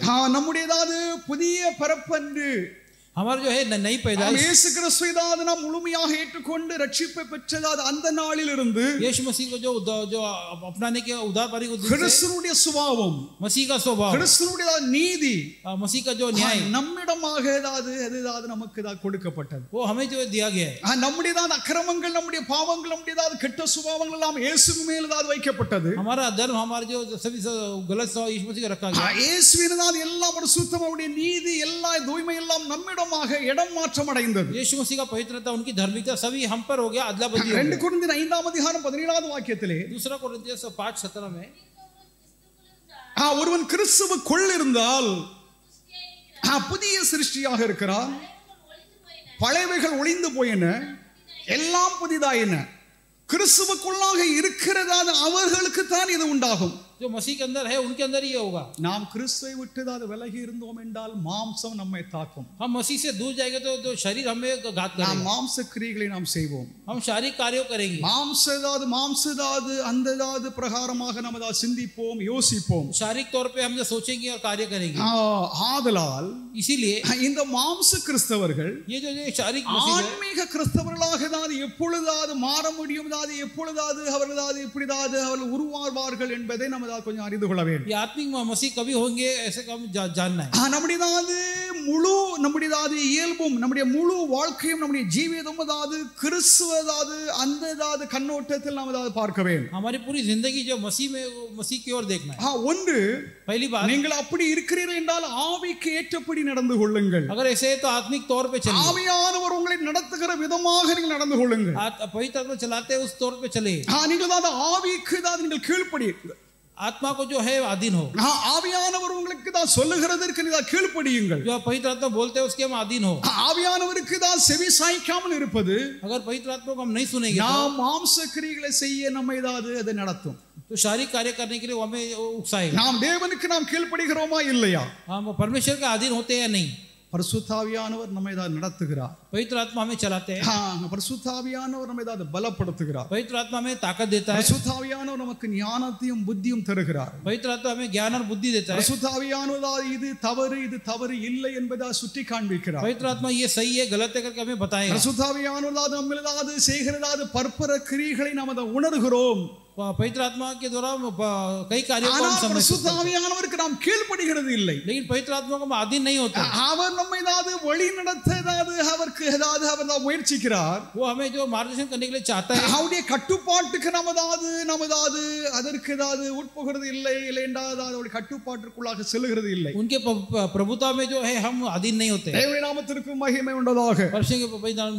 ஆவிக்கு ஏற்றபடி நடந்து கொள்ளுங்கள் என்று சொல்லி பவுல் சொல்கிறார். आत्मा के तौर पे மாம்ச கிறிஸ்தவர்களாக இருக்கிறதாவது நீங்கள் இல்லை என்றால் நாம் जो शारीरिक मसीह जो है மாம்ச கிரியைகளை நாம் செய்கிறோம் என்றால் अगर हम जो शारीरिक क्रिया करते हैं அதற்கு எதிரடையான ஒரு கூற்றையும் பவுல் சொல்கிறார், ஆவிக்கு ஏற்றபடி நடந்து கொள்ளுங்கள். उसके विपरीत कहते पौल कहते हैं कि आत्मिक मसीह बनिए. ஆவியானவர் उங்களை நடத்த வேண்டும். पवित्र आत्मा में चलाना है. பரிசுத்த ஆவியினுடைய பலத்தினால் पवित्र आत्मा के सामर्थ्य से தேவனுக்கு நாம் பிரியமாக வாழ நமக்கு கிருபை அருளப்படுகிறது. परमेश्वर के लिए प्रिय जीने के लिए हमें जो है कृपा मिलती है. நாம் தேவனுக்கு பிரியமாக வாழ்வதற்கு பரிசுத்த ஆவியானவர் தான் நம்மை நடத்த வேண்டும். परमेश्वर के लिए प्रिय जीने के लिए पवित्र आत्मा ही हमें जो चलाना है. நம்முடைய வாழ்க்கை முழுவதும் பரிசுத்த ஆவியானவருக்கு தான் நாம் ஒப்பு கொடுக்க வேண்டும். हमारी जिंदगी पूरा पवित्र आत्मा को हम जो है அவருடைய கரத்தில் நம்முடைய வாழ்க்கை தான் நாம் ஒப்பு கொடுக்க வேண்டும். उनके हाथों में जो हमारी जिंदगी को सौंपना है. பரிசுத்த ஆவியானவர் நம்மை எப்படி நடத்துகிறார் என்பதை நாம் அறிந்து கொள்ள வேண்டும். पवित्र आत्मा हमें कैसे चलाते हैं हम जानना है. அதை நாம் உணர வேண்டும். उसे महसूस करना है. அதை நாம் செயல்படுத்த வேண்டும். उसे जो कार्य में लाना है. தேவனுடைய நாமத்திற்கு ஸ்தோத்திரம். परमेश्वर पे इतना धन्यवाद. அதற்கு நாம் செய்ய வேண்டியது கீழ்ப்படிதல்.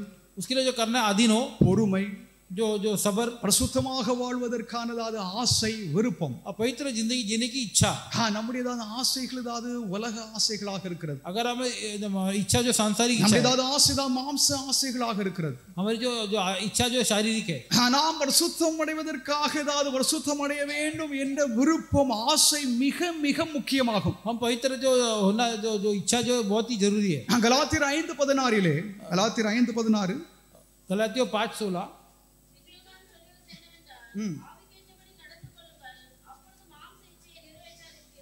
ஆவிக்கு ஏற்றபடி நாம் நடந்து கொள்ள வேண்டும்। आत्मा की योग्य चलिए। பரிசுத்த ஆவியானவர் நம்மை ஏதாவது எப்படி நடத்துகிறாரோ அதின்படி நாம் ஏதாவது நடக்க வேண்டும்। पवित्र आत्मा हमें कैसे चलाते हैं उसी की तरह चलना है। தேவனுடைய நாமத்திற்கு ஸ்தோத்திரம்। परमेश्वर पवित्र நாம் धन्यवाद। பாவத்தினால் ஏதாவது சோதிக்கப்படுகையிலே हम पाप के द्वारा आजमाइश होता है। நமக்கு ஏதாவது இரண்டதாவது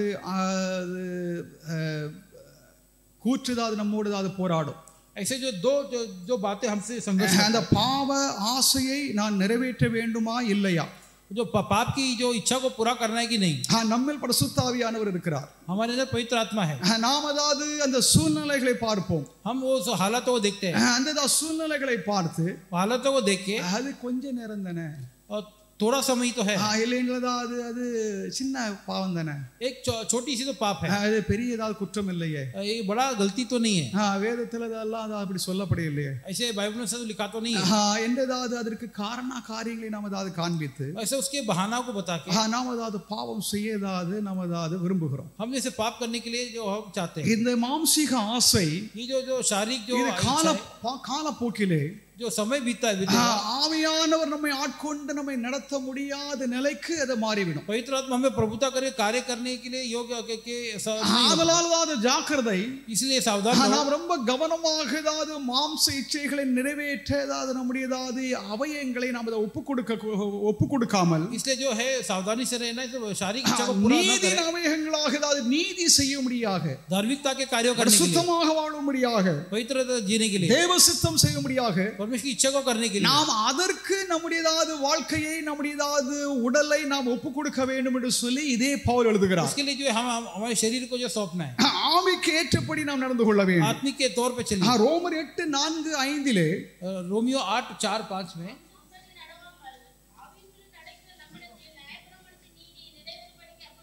தேவனுடைய நாமத்திற்கு ஸ்தோத்திரம்। परमेश्वर पिता धन्यवाद। இங்கேதாவது நாம் ஏதாவது நியாயப்பிரமாணத்தின் ஏதாவது நீதி நம்மில் ஏதாவது நிறைவேற, यहाँ जो है न्याय प्रमाण का धार्मिकता हमें पूरा हो, இங்கே ஏதாவது அப்படி செய்தார் என்று இங்கே பவுல் சொல்லுகிறார்। ऐसे कहते हैं, पौल कहते हैं ரோமர் 8:4-8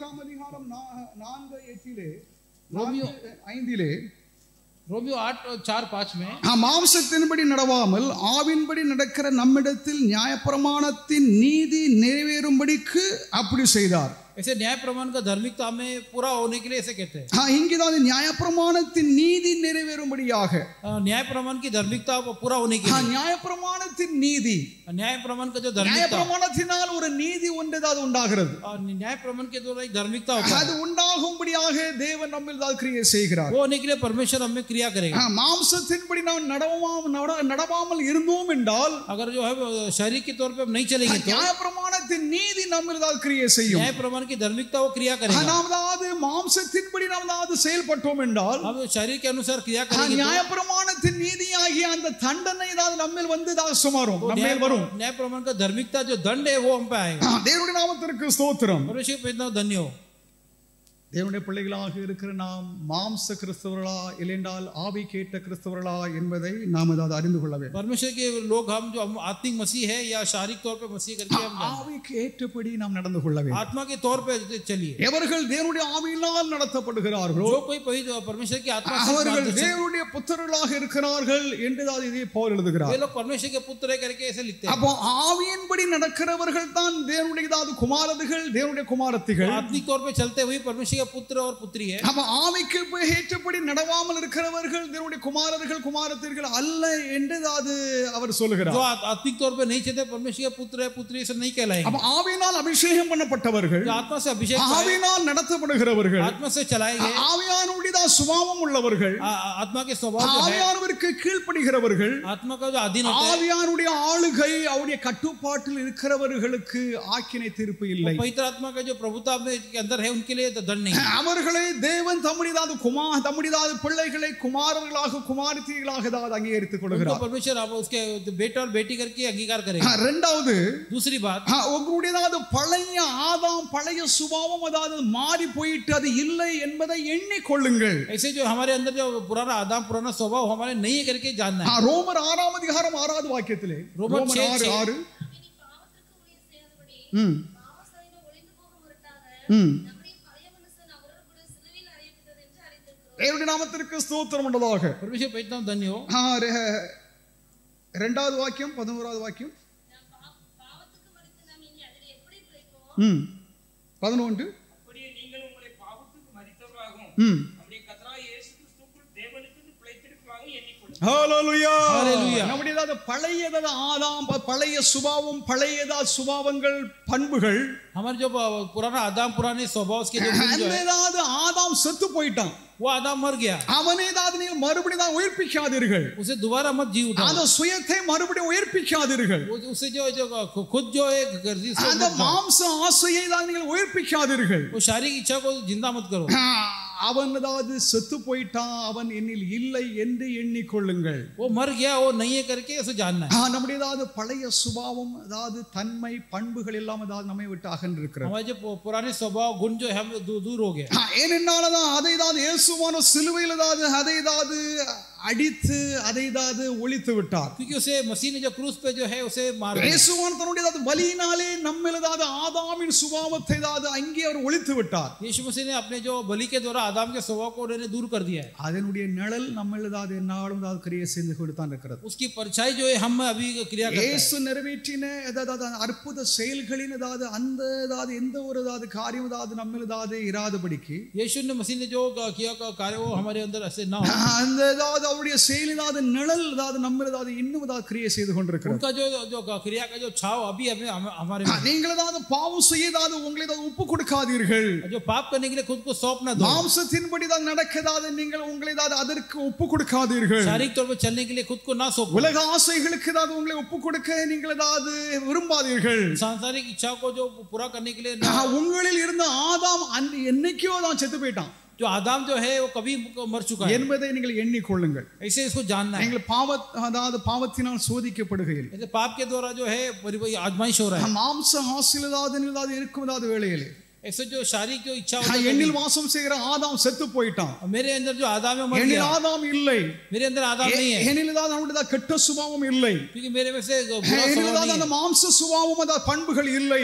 ऐसे जो है वो शारीरिक जो स्वभाव नहीं है। என்பதை நீங்கள் அதை எண்ணிக்கொள்ளுங்கள். நீங்கள் உறுதியாக எண்ணுங்கள். ऐसे जो है उसे पहचान लेना।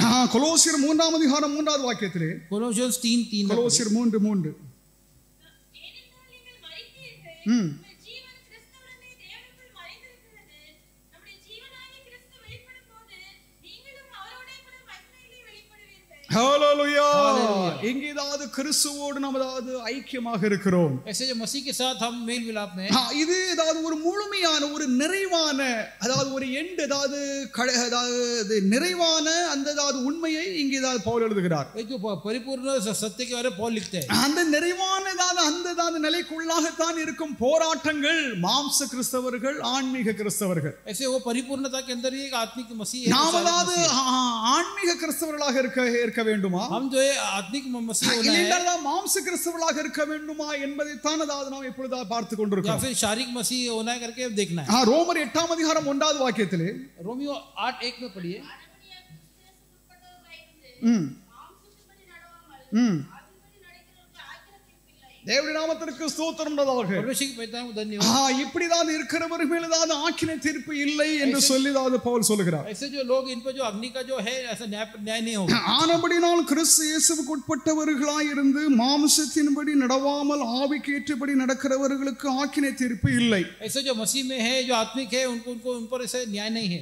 மாம்சத்தின்படி நடவாமல் शारीरिक के तौर पर नहीं चलना, ஆவிக்கு ஏற்றபடி ஆவியின்படி நடக்கிறவர்களுக்கு ஆக்கினை தீர்ப்பு இல்லை. आत्मा के योग्य जो चलने वाले लोगों पे जो है ऐसे न्याय नहीं है। அப்போ மாம்சத்தின்படி இருக்கிறவர்கள் மேல் தேவ கோபாக்கினை என்னாலும் இருக்கத்தான் செய்கிறது. तो मतलब जो शारीरिक तौर पे चलते हैं उन पे परमेश्वर क्रोध हमेशा रहेगा। தேவனதாவது பாவத்தின் மேலதாவது என்னாலும் சினம் கொள்ளுகிறார். ऐसे परमेश्वर जो पाप से जो है क्रोध करता है, அதாவது பாவ உலகத்தை தேவன் பார்க்கும் பொழுது அதாவது மிகவும் அதாவது சினம் கொள்கிறார், அதாவது கோபம் அடைகிறார். जो पापी जो संसार को परमेश्वर जब देखते हैं परमेश्वर को बहुत गुस्सा होता है. அதையிலும் அதாவது நாம் கிறிஸ்தவர்களாக இருக்கிறதா விசுவாசிகளாக இருக்கிற நம்மில் அந்த உலகம் நன்மையில் இருப்பதை ஆண்டவர் பார்க்கும் பொழுது वो भी जो मसीह के हम लोग हम जो संसार हमें देख के मसीह அவருடைய கோபம் அதாவது நம்மில் ஏதாவது இருக்கத்தான் செய்யும். கோபத்தில் அவர் நம்மை ஏதாவது கோபத்தில் தண்டிக்க மாட்டார். उनका जो गुस्सा तो हम पर होगा लेकिन वो गुस्से में हमें दंड तो नहीं அவருடைய देंगे. உக்கிர கோபத்தில் ஏதாவது நமக்கு ஆக்கினை ஏதாவது தீர்ப்பு செய்ய மாட்டார். उनके क्रोध में लेकिन हम जो न्याय तो नहीं होगा. ஏன் தெரியுமா? किस लिए? நாம் எல்லோரும் அதாவது அந்த ஆக்கினை தீர்ப்பிலிருந்து இயேசுவினால் அதாவது ஏற்கனவே விடுதலையாக்கப்பட்டிருக்கிறோம். हम जो है पहले से जो उस अग्नि के न्याय से यीशु मसीह के द्वारा छुटकारा पाए. ஹalleluya. நாம் எல்லோரும் இயேசுவின் இரத்தத்தினால் நாம் எல்லோரும் மீட்கப்பட்டிருக்கிறோம். तो यीशु मसीह के लहू के द्वारा छुड़ाए गए. தேவன் அதாவது பாவத்தின் மேல் அதாவது கோபம் கொண்டாலும் परमेश्वर जो पाप के ऊपर क्रोध हुआ तो भी அவர் ரட்சிக்கப்படாத அதாவது மனம் திரும்பாத உலகத்தின் மேல் தேவனுடைய சினம் என்னாலும் இருக்கத்தான் செய்கிறது. वो जो उद्धार नहीं पाए संसार पे हमेशा उन पे जो गुस्सा रहेगा. நாம் ஆவிக்கேற்றபடி நடந்து கொண்டோம் என்றால் हम अगर आत्मिक के तौर पे चलेंगे तो நம்மேல் நாம் அதாவது ஆக்கினை தீர்ப்பில் அதாவது இல்லாமல் இருப்போம். हम जो इस अग्नि के जो न्याय से हम जो अलग हो गए. கிறிஸ்து இயேசுவுக்கு உட்பட்டிருக்கிறவர்கள், प्रभु यीशु मसीह में जो है கிறிஸ்து இயேசுவில் இருக்கிறவர்கள், जो मसीह में जो जीते हैं, கிறிஸ்து இயேசுவை சரியாக பின்பற்றுகிறவர்கள், जो मसीह को ठीक तरह से फॉलो करते हैं. தேவனுடைய நாமத்திற்கு ஸ்தோத்திரம். परमेश्वर के नाम की महिमा हो. நீங்கள் அப்படி எண்ணிக்கொள்ளுங்கள். आप ऐसे समझो என்னுடைய பழைய ஆதாம், मेरे जो पुराना आदम பழைய சுபாவம், पुराना स्वभाव, என்னுடைய பழைய எண்ணங்கள் எல்லாம் அதாவது ஒளிந்து போயிட்டு என்று சொல்லி எண்ணுங்கள். मेरे जो जुड़े जो कार्य सभी जो है चले गए. அப்படியே நீங்கள் வாழுங்கள். ऐसे तुम जियो. தேவனுடைய நாமத்திற்கு ஸ்தோத்திரம். परमेश्वर की पिता की महिमा. மூன்றாவது மாம்சத்தை சிலுவையில் அதாவது அறையுங்கள். तीसरी बात जो है शरीर को क्रूस पे जो किले से मारना. நீங்கள் அதற்கு விரோதமாக எதிர்த்து நில்லுங்கள். उसके विरुद्ध में आप खड़े रहो. ரோமர் 8 அதிகாரம் 13வது வாக்கியத்திலே रोमियो 8:13 में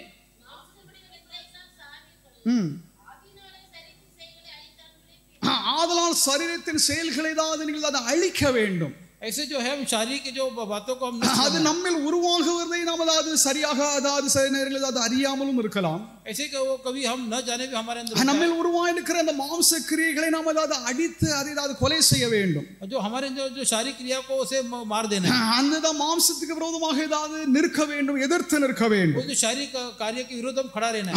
சோதனையானதாவது பாவத்தை தான் நாம் அதாவது எதிர்க்க வேண்டும். ऐसे जो है जो आजमाइश में जो पाप का विरोध करना है. பழைய சுபாவத்திற்கு விரோதமாக செயல்பட வேண்டும். जो पुराने स्वभाव के विरुद्ध हम कार्य करना है. உலக ஆசைகளை தான் நாம் அதை வெறுக்க வேண்டும். और सांसारिक इच्छाओं को हम जो बैरी करना है. தேவனுடைய நாமத்திற்கு ஸ்தோத்திரம். परमेश्वर की पिता की महिमा. உலக ஆசைகள் நம்ம ஏதாவது நம்முடைய ஆன்மீக வாழ்க்கையை ஏதாவது கெடுத்து விடும். सांसारिक इच्छा जो हमारे आत्मिक जिंदगी को खराब कर देगा. கொலோசியர் 3 அதிகாரம் 5வது வாக்கியத்திலே கொலோசியர் 3:5 3:5 ஆகையால் விபசாரம், அசுத்தம், மோகம், துர்விச்சை, விக்கிராராதனை, பொருளாசை ஆகிய இவைகளை பூமியில் உண்டு பண்ணின அவைகளை அழித்து பாருங்கள், ஏதாவது அவைகள் ஏதாவது பூமியில உண்டு பண்ணுகிறது, அது உங்களுடைய ஏதாவது அவைகளில் காணப்படுகிறது, அதை அழித்து போடுங்கள் என்று சொல்லி பவுல் சொல்லுகிறார். ये कार्य जो है संसार में हमारे जो अंगों को जो नष्ट कर देगा. அப்போ இந்த ஏதாவது மாம்ச ஏதாவது இந்த ஏதாவது பண்பு ஏதாவது மாம்ச ஏதாவது எண்ணங்கள் மாம்ச கிரியைகள் எல்லாம் இந்த கிறிஸ்தவனுடைய வாழ்க்கையிலே அதாவது என்னாலும் இருக்கத்தான் செய்கிறது.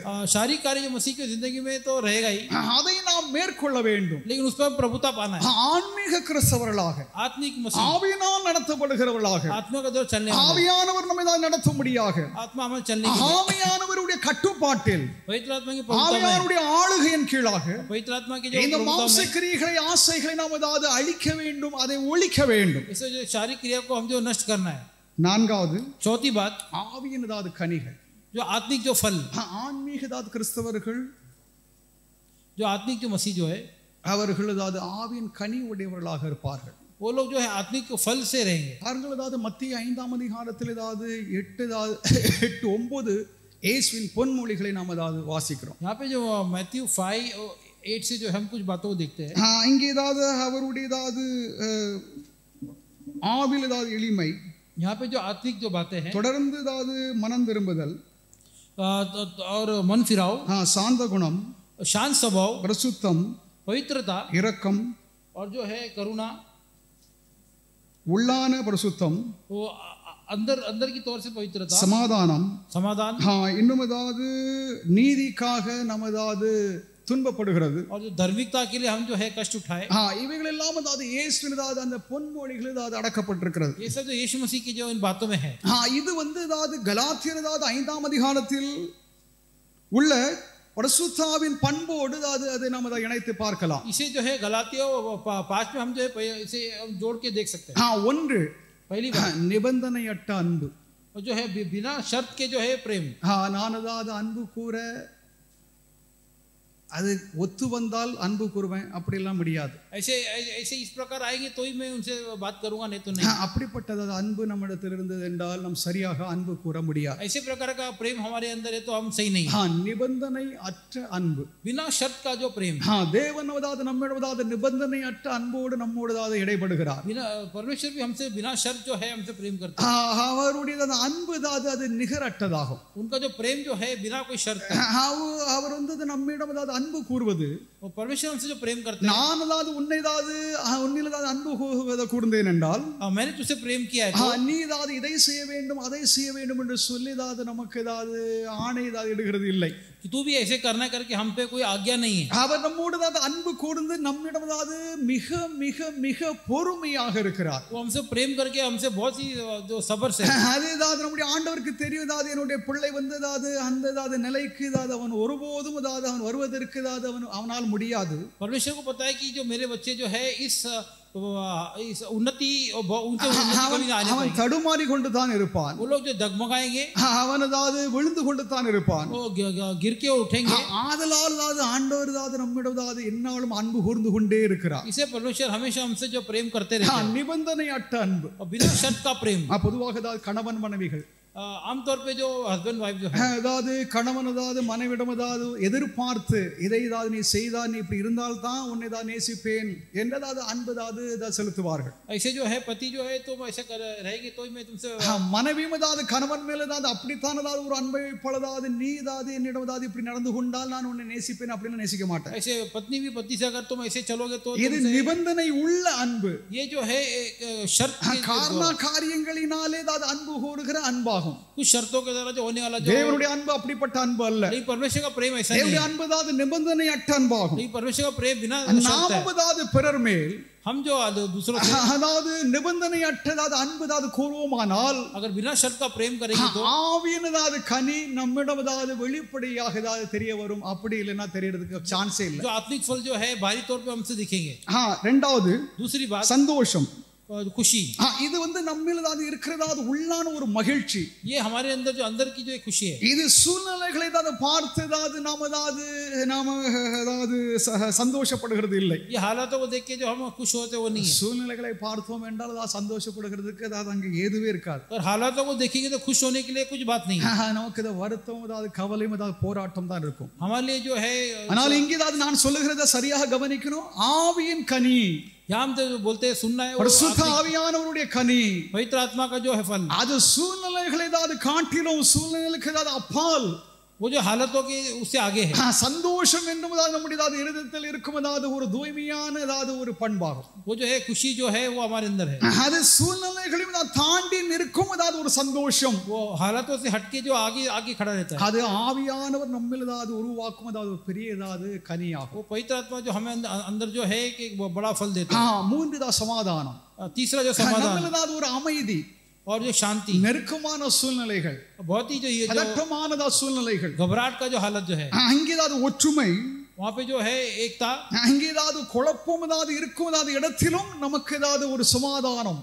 वहाँ गड़बड़ी होने की जगह में हमें समाधान. அது பரிசுத்த ஆவியானவர் நம்மில் உருவாக்கும் பெரிய குணமாகும். वो पवित्र आत्मा हमारे अंदर एक बड़ा गुण देता है. இது நம்மில் என்னாலும் இருக்கும் என்று சொல்லவும் முடியாது. ये हमें हमारे अंदर हमेशा रह करके बोल नहीं सकते. சில நேரங்களிலே உண்டாயிருக்கும், சில நேரங்களில் இல்லாமலும் இருக்கலாம். कुछ समय होगा, कुछ समय नहीं भी होगा. இது ஆவியானுடைய குணம் நம்மில் இருந்தது என்றால், पवित्र आत्मा का गुण हमारे अंदर रहेगा, என்னாலும் சமாதானமாக இருப்போம். हम हमेशा समाधान से रहेंगे. என்னாலும் சமாதானத்தை நாம் விரும்புவோம். हमेशा समाधान को चाहेंगे. என்னாலும் சமாதானம் செய்வோம். हमेशा समाधान के कार्य करेंगे. சமாதானத்துக்கு விரோதமாக செயல்படுகிறதா அந்த காரியங்களை நம்ம ஏதாவது நடந்தாலும் वो समाधान के विरुद्ध होने वाला कार्य अगर रहेगा तो அதை நாம் பொருட்படுத்தாமல் उसे हम जो है ऐसे नहीं देखेंगे। சமாதானம் பண்ணுகிறவர்கள் பாக்கியவான்கள். समाधान जो करते हैं वो அப்ப धन्य है। யார் சமாதானம் பண்ணுகிறார்களோ तो कौन समाधान जो करते हैं அவர்கள் பாக்கியவான்கள், ஆசீர்வதிக்கப்பட்டவர் என்று சொல்லி இயேசு போதிக்கிறார். वो लोग तो धन्य वो आशीषित पाए। அது நம்முடையதாவது உள்ளத்தில் இருக்கும் ஒரு அமைதியாகும். हमारे अंदर की जो है कि वो शांति है கலக்கம், और जो ऐसा गड़बड़ी பதட்டம்,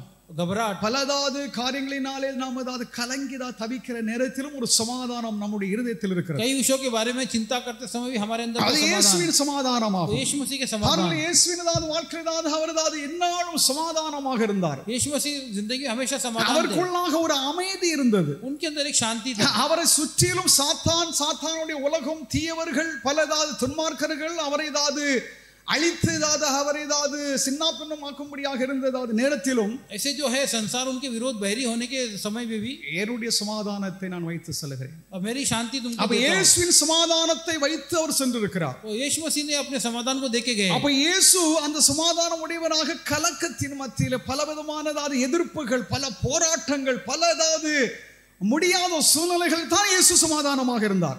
कई तरह के बुरी हालत, संघर्ष और लड़ाई ऐसे அந்த சமாதானத்தை அவர் வைத்து போயிருக்கிறார். वो समाधान उनको அதனால रखे நம்முடைய गए। வாழ்க்கையில தான் எப்படிப்பட்ட சூழ்நிலைகளின் மத்தியிலே इसलिए हमारी जिंदगी में कैसी ஒரு பெரும் ஒரு அமைதி, एक बहुत बड़ा शांति है।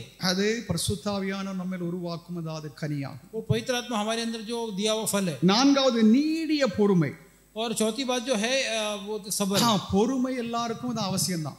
धीरज जो है सभी को ஆனால் जरूरी இங்கே है। பரிசுத்த ஆவியானவர் நீடிய பொறுமை.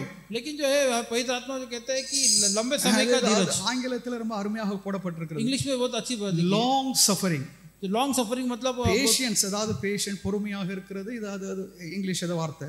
जो है सबर से रहना करके ஆனால் நீடிய பொறுமை, லாங் சஃபரிங். और जो लंबे समय का அப்ப धीरज। தேவன் நம்மோடு தான் நீடிய பொறுமை உள்ளவராக இருக்கிறார்.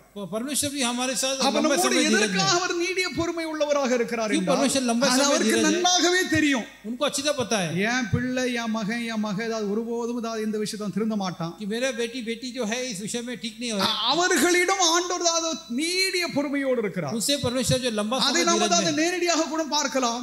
इसलिए हम இந்த देखते ஏதாவது हैं கெட்டதாவது இந்த ஏதாவது பொல்லாத யூதர்கள் மேல் ஏதாவது தேவன் ஏதாவது நீடிய பொறுமை உள்ளவராக இருக்கிறார். इसलिए जो है ये बुरे यहूदियों को परमेश्वर लंबा धीरज रखा है। ஹalleluya. ஹalleluya. இயேசுவினால் மீட்கப்பட்டத நம்மிடம் ஏதாவது தேவன் ஏதாவது நீடிய பொறுமை உள்ளவராக यीशु இருக்கிறார். मसीह की जरा उद्धार पाए हम पे परमेश्वर जो है इसे लंबे समय धीरज से। இதுதான் சகிப்பு தன்மை.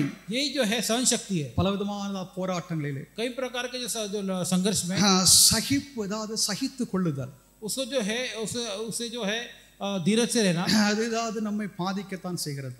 वो हमें नुकसान அது करता है। ஆண்டவர் ஏதாவது வேதனைப்படுத்தத்தான் செய்கிறது. वो परमेश्वर को जो दुख पहुंचाता ஆண்டவர் है, ஏதாவது வேதனை அடைகிறார். परमेश्वर दुख का उठाता அவர் है। வருத்தம் ஏதாவது படுகிறார். वो जो है वो लोग அப்படி இருந்த போதிலும் लेकिन ऐसे होने के அவர் बावजूद நம்மிடமாக ஏதாவது மிகவும் ஏதாவது நீடிய பொறுமை உள்ளவராக फिर இருக்கிறார். भी हमारे ऊपर परमेश्वर जो लंबे அந்த समय धीरज பண்பு है। நம்மில் ஏதாவது இருக்க வேற எந்த விதத்திலும் அல்ல, பரிசுத்த ஆவியின் மூலமாக அது நம்மில் ஏதாவது உருவாகும் கனியாக இருந்தால் அது சாத்தியமாகும். वो धीरज जो हमारे अंदर पवित्र आत्मा की तरह अगर होगा तो वो सही है।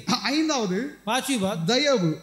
जो है தயவு दया। என்பது அது இரக்கம், दया मतलब करुणा, அதாவது பெருந்தன்மை, और जो है एक उदारता, தாராள மனப்பான்மை, एक उदार मन, இரக்கம், தயவு. और जो है दूसरों पर रहम करना। நாம் ஏதாவது பிறர் மேல் ஏதாவது இரக்கம் கொள்ள வேண்டும். हम दूसरों पर रहम करना है। ஒரு நல்ல கிறிஸ்தவன் ஏதாவது பிறர் மேல் ஏதாவது இரக்கம் கொண்டே தான் ஏதாவது ஆக வேண்டும். एक अच्छा मसीह दूसरों पर रहम करेगा। ஆனால் இது ஏதாவது நம்முடைய வாழ்க்கையில் அனுதின வாழ்க்கையில் நாம் பார்க்கிறதாவது ஒரு காரியம், ஒரு பெரிய சிக்கலான காரியம் என்னவென்றால், लेकिन हम रोजमर्रा जिंदगी में देखते हैं तो நாம் ஏதாவது எவ்வளவு தூரம் ஏதாவது மற்றவர்கள் ஏதாவது இரக்கமாக இருக்க நாம் ஏதாவது வாஞ்சிக்கிறோமோ, हम जितना दूर दूसरे पे रहम करना चाहते हैं அவ்வளவுக்கு தூரம் அதற்கு விரோதமாகத்தான் ஏதாவது அடுத்த ஏதாவது அந்த கூட்டத்தார் இந்த நபர் நமக்கு விரோதமாக செயல்படுகிறார்கள். उसके उलट वो जो सामने वाला व्यक्ति हमारे विरोध होगा। நாம் ஏதாவது எவ்வளவு தயவுள்ளவர்களாக ஏதாவது கிருபை உள்ளவர்களாக ஏதாவது இரக்கம் உள்ளவர்களாக இருக்கிறதாவது நாம் ஏதாவது முயற்சி செய்தாலும், हम चाहे कितना दयालु कृपालु होने का कोशिश करेंगे, நாம் ஏதாவது பெரும் தன்மை உள்ளவர்களாக ஏதாவது இருக்க விரும்பினாலும், हम थोड़ा उदारता रहने की कोशिश करेंगे, தாராள மனப்பான்மை உள்ளவர்களாக இருந்த போதிலும் बहुत ही उदार मन का होने का कोशिश करेंगे, அது நமக்கு ஏதாவது சாத்தியமாக இல்லை என்றால் நமக்கு அது ஏதாவது ஒரு ஆசீர்வாதமாக ஏதாவது இருப்பது இல்லை.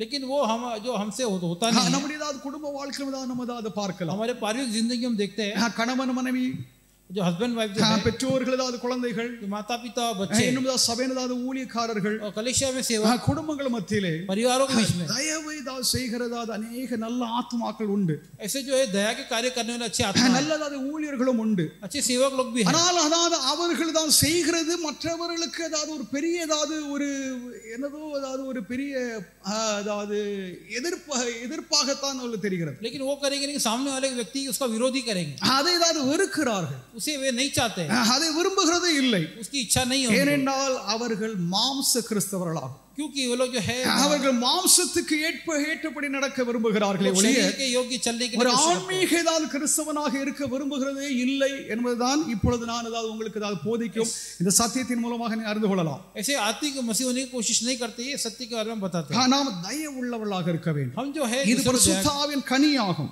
ये पवित्र आत्मा गुण है. ஆறாவது छठी बात நற்குணம், अच्छे गुण. நம்முடைய குணம் அதாவது நல்ல குணமாக இருக்க வேண்டும். हमारे गुण जो अच्छे गुण होना चाहिए, இந்த குணம் பரிசுத்தமாக இருக்க வேண்டும். ये जो गुण जो है पवित्र நம்முடைய होना है, பார்வை, நம்முடைய சிந்தை, நம்முடைய செயல்பாடுகள், हमारे सोच, हमारे चाल चलन, இந்த குணம் அதாவது அது நல்ல ஒழுக்கம், நேர்மை, நீதி ஏதாவது குறிக்கிறது. ये जो गुण जो है अच्छे चाल चलन और धार्मिकता को बताता है. விசேஷமாக அது நம்முடைய ஏதாவது பரிசுத்த செயல்பாடுகள் ஏதாவது குறிக்கிறது. विशेषकर तौर पे हमारे पवित्रता की जो चाल चलन, நம்முடைய எண்ணங்கள், நம்முடைய செயல்பாடுகள், நம்முடைய சிந்தை, हमारे सोच चाल चलन, हमारी विचार, அது பரிசுத்தமாக இருக்கிறதா वो पवित्रता में है या என்பதை பரிசுத்த ஆவியானவர் நமக்கு அதை கொடுத்திருக்கிறாரா இல்லையா என்பதை நம்முடைய செயல்பாடுகளிலே நாமே அறிந்து கொள்ளலாம். ऐसे पवित्र आत्मा के दौर से हुआ है कि हम ही समझ लेंगे.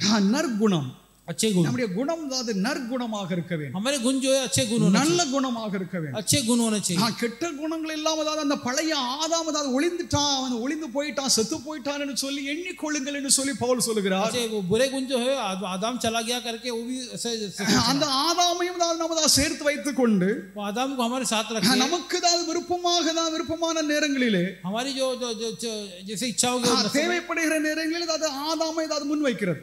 ऐसे जब भी समय होगा आदम को सामने लाते हैं. ஆனால் ஆதாம் செய்ததாவது குற்றம் நம்மிடம் இல்லை. लेकिन आदम जो दोष किया था हमारे में नहीं है. ஆதாமுடையதாவது வீழ்ச்சி அடைந்ததாவது பாவம் என்னும் குற்றம் என்னும் தன்மை சுபாவம் நம்மில் கிரியை செய்கிறது. आदम को जो है पाप का स्वभाव जो हमारे लिए क्रिया करता है. நான் இருக்கிறவங்க சொன்ன மாதிரி அதாவது ஆதாம் விபச்சாரம் செய்யல, आदम ने जो व्यभिचार नहीं किया, ஆதாம் திருடல, आदम ने चोरी नहीं किया, அவன் ஏதாவது பொய் சொல்லல, उसने झूठ नहीं அவன் बोला, வேற ஒண்ணும் செய்யல, उसने और कुछ नहीं किया. ஆண்டவர் ஏதாவது விலக்கினதாவது கனியை அவன் ஏதாவது பறித்து புசித்தான், கீழ்ப்படியாமல் போனா இதுதான். परमेश्वर ने जो फल में बंदिश लगाया था उसको खा ஆனால் लिया. அவன் செய்தது தேவனுக்கு முன்பாக குற்றம், பாவம், மீறுதல் என்று சொல்லி தேவன் அதை ஏதாவது எண்ணினார். लेकिन उसने जो किया था परमेश्वर की नजर में वो गलती था, पाप था. அந்த அவனுடைய பாவம், அந்த குற்றம், அந்த மீறுதல் மனித குலத்தின் ஏதாவது பெரிய சாபமாக, वो पाप उल्लंघन हो तो मनुष्य का பெரியதாவது தமனாக அவன் பற்பல குற்றங்கள், பற்பல பாவங்களை செய்ய அவன் ஆரம்பித்து விட்டான். ऐसे बड़ा पाप करके कई प्रकार का जो गलतियों करता है. அப்போ முதலாவது ஆதாம் செய்த அந்த கீழ்ப்படியாமை என்னும் பாவத்து நிமித்தம் அவருடையதாவது மூத்த குமாரன் காயின் கொலை செய்தான். आदम ने जो अधीन नहीं हुआ था इसलिए जो उसके द्वारा उसके बड़े बेटे ने भी ऐसा हत्या हो गया. அவருடையதாவது வம்சாவளி வந்த லாமேக் என்பதாவது இரு மனம், அதாவது 2 முறை அவன் திருமணம், அதாவது 2 பொண்டாட்டிகளை அவன் கட்டி கொண்டான். ऐसे जो उनके वंश आने वाले जो है उन्होंने एक ऐसे 2 बार विवाह किया. உலகம் எங்கும் பாவம் அதாவது தொடர ஆரம்பிச்சது. संसार भर में जो है पाप जो है बढ़ गया. அது வித்தியாசமான நிலையில ஏதாவது பாவம் ஏதாவது பெருகி ஏதாவது நாம் ஏதாவது அளவிட முடியாத ஏதாவது லிஸ்ட் ஏதாவது எடுக்க முடியாத அளவுக்கு பாவம் பெருகி போயிட்டு उसने कई प्रकार का पाप जो इतने जो उनका हम जो सूची बना नहीं सकते. தேவனுடைய நாமத்திற்கு ஸ்தோத்திரம். परमेश्वर पे इतना धन्यवाद. நம்முடைய குணம் அதாவது நற்குணமாக இருக்க வேண்டும். हमारे गुण जो है अच्छे गुण होना चाहिए.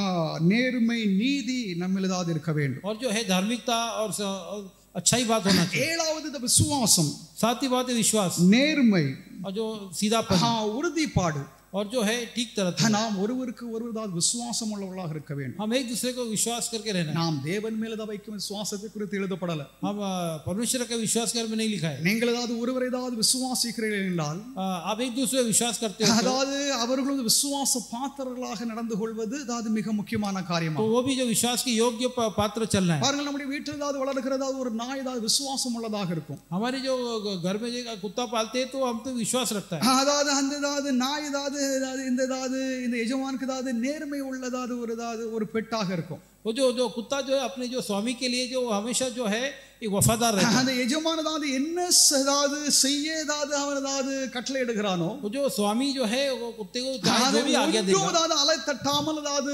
எல்லாவற்றுக்கும் கீழ்ப்படிந்து ஏதாவது அது அது வேலை செய்யும். वो सभी आज्ञा को अधीन होकर वो कार्य करेगा। அப்போ ஏதாவது நாய் ஏதாவது அது ஏதாவது இந்த நேர்மையானதாவது ஒரு சுபாவம் உள்ளதாகும். इसलिए कुत्ता जो है एक वो बहुत ही सीधा एक जानवर है। இப்போதாவது மனிதர்களாகிய நாம் ஏதாவது தேவனிடம் ஏதாவது விசுவாசம் உள்ளவர்களாக இருக்க வேண்டும். लेकिन मनुष्य परमेश्वर के विश्वास में रहना। அதே போலவே ஏதாவது நம்முடைய சகோதர சகோதரிகளிடமும் ஏதாவது நாம் ஏதாவது உண்மை உள்ளவர்களாக நேர்மை உள்ளவர்களாக விசுவாசம் உள்ளவர்களாக இருக்க வேண்டும். उसी प्रकार हमारे और भाई और बहनों के विषय में हम जो है विश्वास में रहना। நாம் ஏதாவது பழகுகிறதாவது சகோதரராக இருக்கட்டும் சகோதரியாக இருக்கட்டும், चाहे हम बातचीत जो करते हैं भाई या बहन, இவன் நேர்மையற்றவன், ये जो है सीधा आदमी இவன் नहीं है, பொல்லாதவன், एक बुरा व्यक्ति இவன் है, கெட்டவன் ये जो है அப்படின்னா அவர்கள் ஏதாவது நம்ம ஏதாவது குற்றம் சாட்டக்கூடாது. ऐसे हम पे दोष नहीं लगाना। நீங்கள் விசுவாசம் உள்ளவர்களாக இருக்க வேண்டும். अब जो एक विश्वास योग्य होना है। இந்த கனி ஏதாவது ஆண்டவர் மேல் ஏதாவது வைக்கும் விசுவாசம் குறித்து எழுதப்படவில்லை. ये फल जो है ஒருவருக்கு ஒருவர் ஏதாவது நம்ம விசுவாசம் உள்ளவர்களாக இருக்க வேண்டும். एक दूसरे के प्रति विश्वास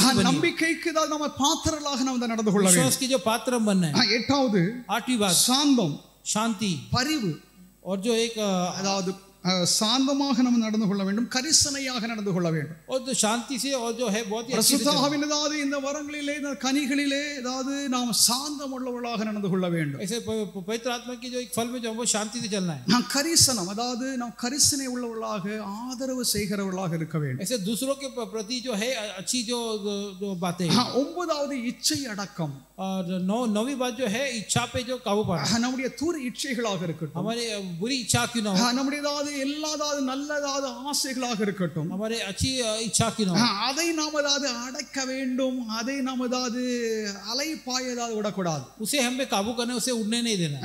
ஒழுக்கம், और जो एक अनुशासन, மிதமான தன்மை, அதாவது மாடரேட், அதாவது ரொம்ப ஏதாவது மாடரேட்டாக அதிகமாகவும் பெறக்கூடாது, ரொம்ப குறைவாகவும் பெறக்கூடாது. एक जो है जो सीमा को पार नहीं करना। இச்சை அடக்கம், ஆசைகளை தான் நம்ம அடக்க வேண்டும். इच्छाओं पे जो काबू पाना है। ஏனென்றால் மனிதன் ஏதாவது ஆசைகளினால் தான் அவன் வாழுகிறான். क्योंकि मनुष्य इच्छा से ही जी रहा है। புத்த மதம், बुद्ध धर्म, புத்தருடைய ஏதாவது கோட்பாடு என்னவென்றால், बुद्ध धर्म का जो मूल बात है, அவன் ஆசையை நீ அடக்கு, तेरी इच्छाओं को तू काबू कर, நீ ஏதாவது மோட்சத்தை அடைவாய். तू जो है तो पैराडाइज को। அப்ப மனிதன் ஏதாவது ஆசை உள்ளவனாக எல்லாவற்றிலும் அவனுக்கு ஆசை. मनुष्य को सभी बातों में इच्छा है। நீ கொஞ்சம் சிந்திச்சு பாருங்க, जरा सोचिए, நம்முடைய வாழ்க்கை முழுவதும் ஆசையாகத்தான் இருக்கிறது. जिंदगी भर हमें ஆசை ஏதாவது நீ அடக்குங்கள், इच्छाओं को आप काबू की। நீங்கள் ஏதாவது உங்களை ஏதாவது அறிந்து கொள்வீர்கள், கடவுள் ஏதாவது என்பது ஏதாவது ஒன்றும் கிடையாது. ऐसे तो आप खुद को जानोगे, ऐसे परमेश्वर कुछ नहीं है। என்று ஏதாவது தலை லாமாக்கள் ஏதாவது அந்த புத்த மத தலைவர்கள் எல்லாரும் போதிக்கிறார்கள். ऐसे दलाई लामा बुद्ध जो नेता है, அவருடைய கோட்பாட்டிலே उनके जो विषय में மனிதர்கள் வாழ்க்கை ஏதாவது உண்டா இருக்கிறது ஏற்றத்தாழ்வுகள். मनुष्य की जिंदगी में होने वाला ऊंच नीच, அதாவது ஏற்றத்தாழ்வு என்றால் ஒருவன் ஏதாவது மிக மிக ஏதாவது பாமர ஏழையாக இருக்கிறான், एक व्यक्ति बहुत ही नीचे और गरीब है, இன்னொரு ஏதாவது பெரிய பணக்காரனா இருக்கிறான், और एक जगह में एक बहुत बड़ा अमीर है। இது எதற்காக? ये क्यों? இது ஏற்றத்தாழ்வு இருக்கவே கூடாது. ये ऊंच नीच क्यों है? அப்போ அதாவது அந்த ரொம்ப ஏதாவது உயர்ந்து இருக்கிறவன் ஆசைப்படுகிறான், और जो बहुत ऊपर है वो भी इच्छा करता है। இந்த ஏதாவது கீழாதாவது இப்படி ஏதாவது இந்த கீழான ஏதாவது இந்த பிச்சைக்காரன் ஏதாவது ஆசைப்படுகிறான். और ये गरीब है, ये भी इच्छा करता है। அவன் ஏதாவது என்ன ஆசைப்படுகிறான்னா, वो क्या इच्छा நான் करता ஏதாவது உயர வேண்டும் சொல்லி. मैं ऊपर जाना है। அப்ப இந்த புத்தனுடைய கோட்பாடு என்னவென்றால், जो बुद्ध का ये बात है, ஆசையை முழுவதும் நீ அடக்கு, तेरी इच्छाओं को काबू कर, நீ உன்னை மறந்து விடுவாய், तू खुद को भूल जाएगा, எல்லாமே சூனியம், ये सब कुछ அங்கே கடவுள் இல்லை, परमेश्वर नहीं நீ है, மோட்சத்தை அடைந்து விடுவாய். और तू जो स्वर को पाएगा।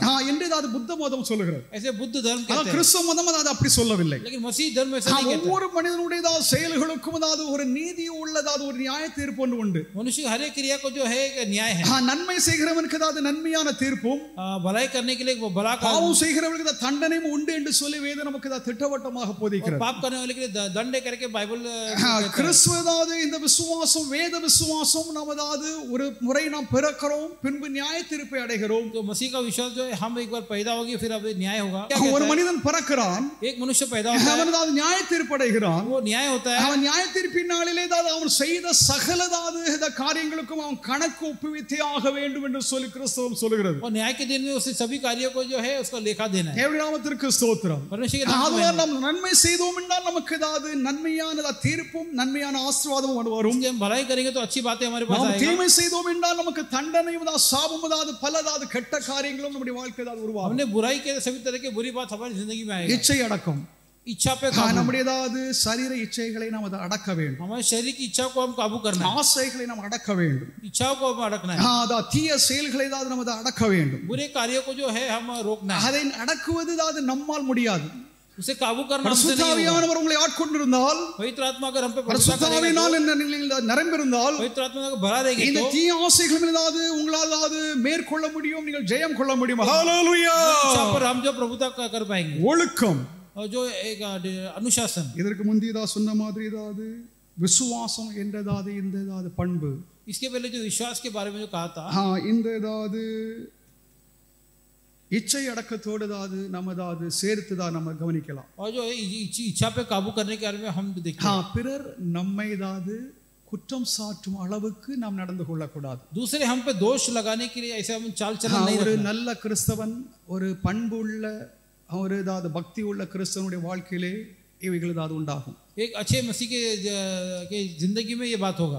நம்மை குறித்து பிறர் குற்றம் சாட்டும் அளவுக்கு நாம் நடந்து கொண்டோம் என்றால், हमारे विषय में अगर दूसरे लोग दोष लगाने लगे तो, நாம் யதார்த்தமாக நான் ரொம்ப சரியாக இருக்கிறேன், நான் பெர்ஃபெக்ட்டா இருக்கிறேன், நான் செய்யறதா சரி என்று சொல்லிக் கொள்கிறது பெரிய அபத்தமாகும். तो और हम कहें कि मैं ठीक हूं तो करना वो गलत है। ஏன்னா இங்கே பவுல் இப்பொழுது நான் உங்களுக்கு இதை விளக்கிட்டு இருக்கிறதா, இந்த காரியமானது நம்மோடு போராடுகிற உண்மையான ஒரு காரியத்தை நீங்கள் அங்கீகரித்தே ஆக வேண்டும். क्योंकि हमारे अंदर संघर्ष करने वाली सच्ची बात को யாரும் இதை மறக்க முடியாது. कोई इसे इनकार नहीं कर सकता। இது பவுலுடைய இறையில் ஒரு முக்கியமான கோட்பாடாகும். ये पौल के लेखों के बारे में ये मुख्य बात है। அப்போ நல்ல ஆன்மீக கிறிஸ்தவன், ये आत्मिक मसीह जो है மாம்சீக கிறிஸ்தவன், और जो शारीरिक मसीह, இந்த இரண்டு கிறிஸ்தவர்களில் நாம் எப்படிப்பட்ட கிறிஸ்தவர்கள், ये दोनों मसीह के बीच हम किस प्रकार के मसीह, அதை நீங்களே அறிந்து கொள்ளுங்க. वो हम खुद ही जानते हैं। I am not to judge you.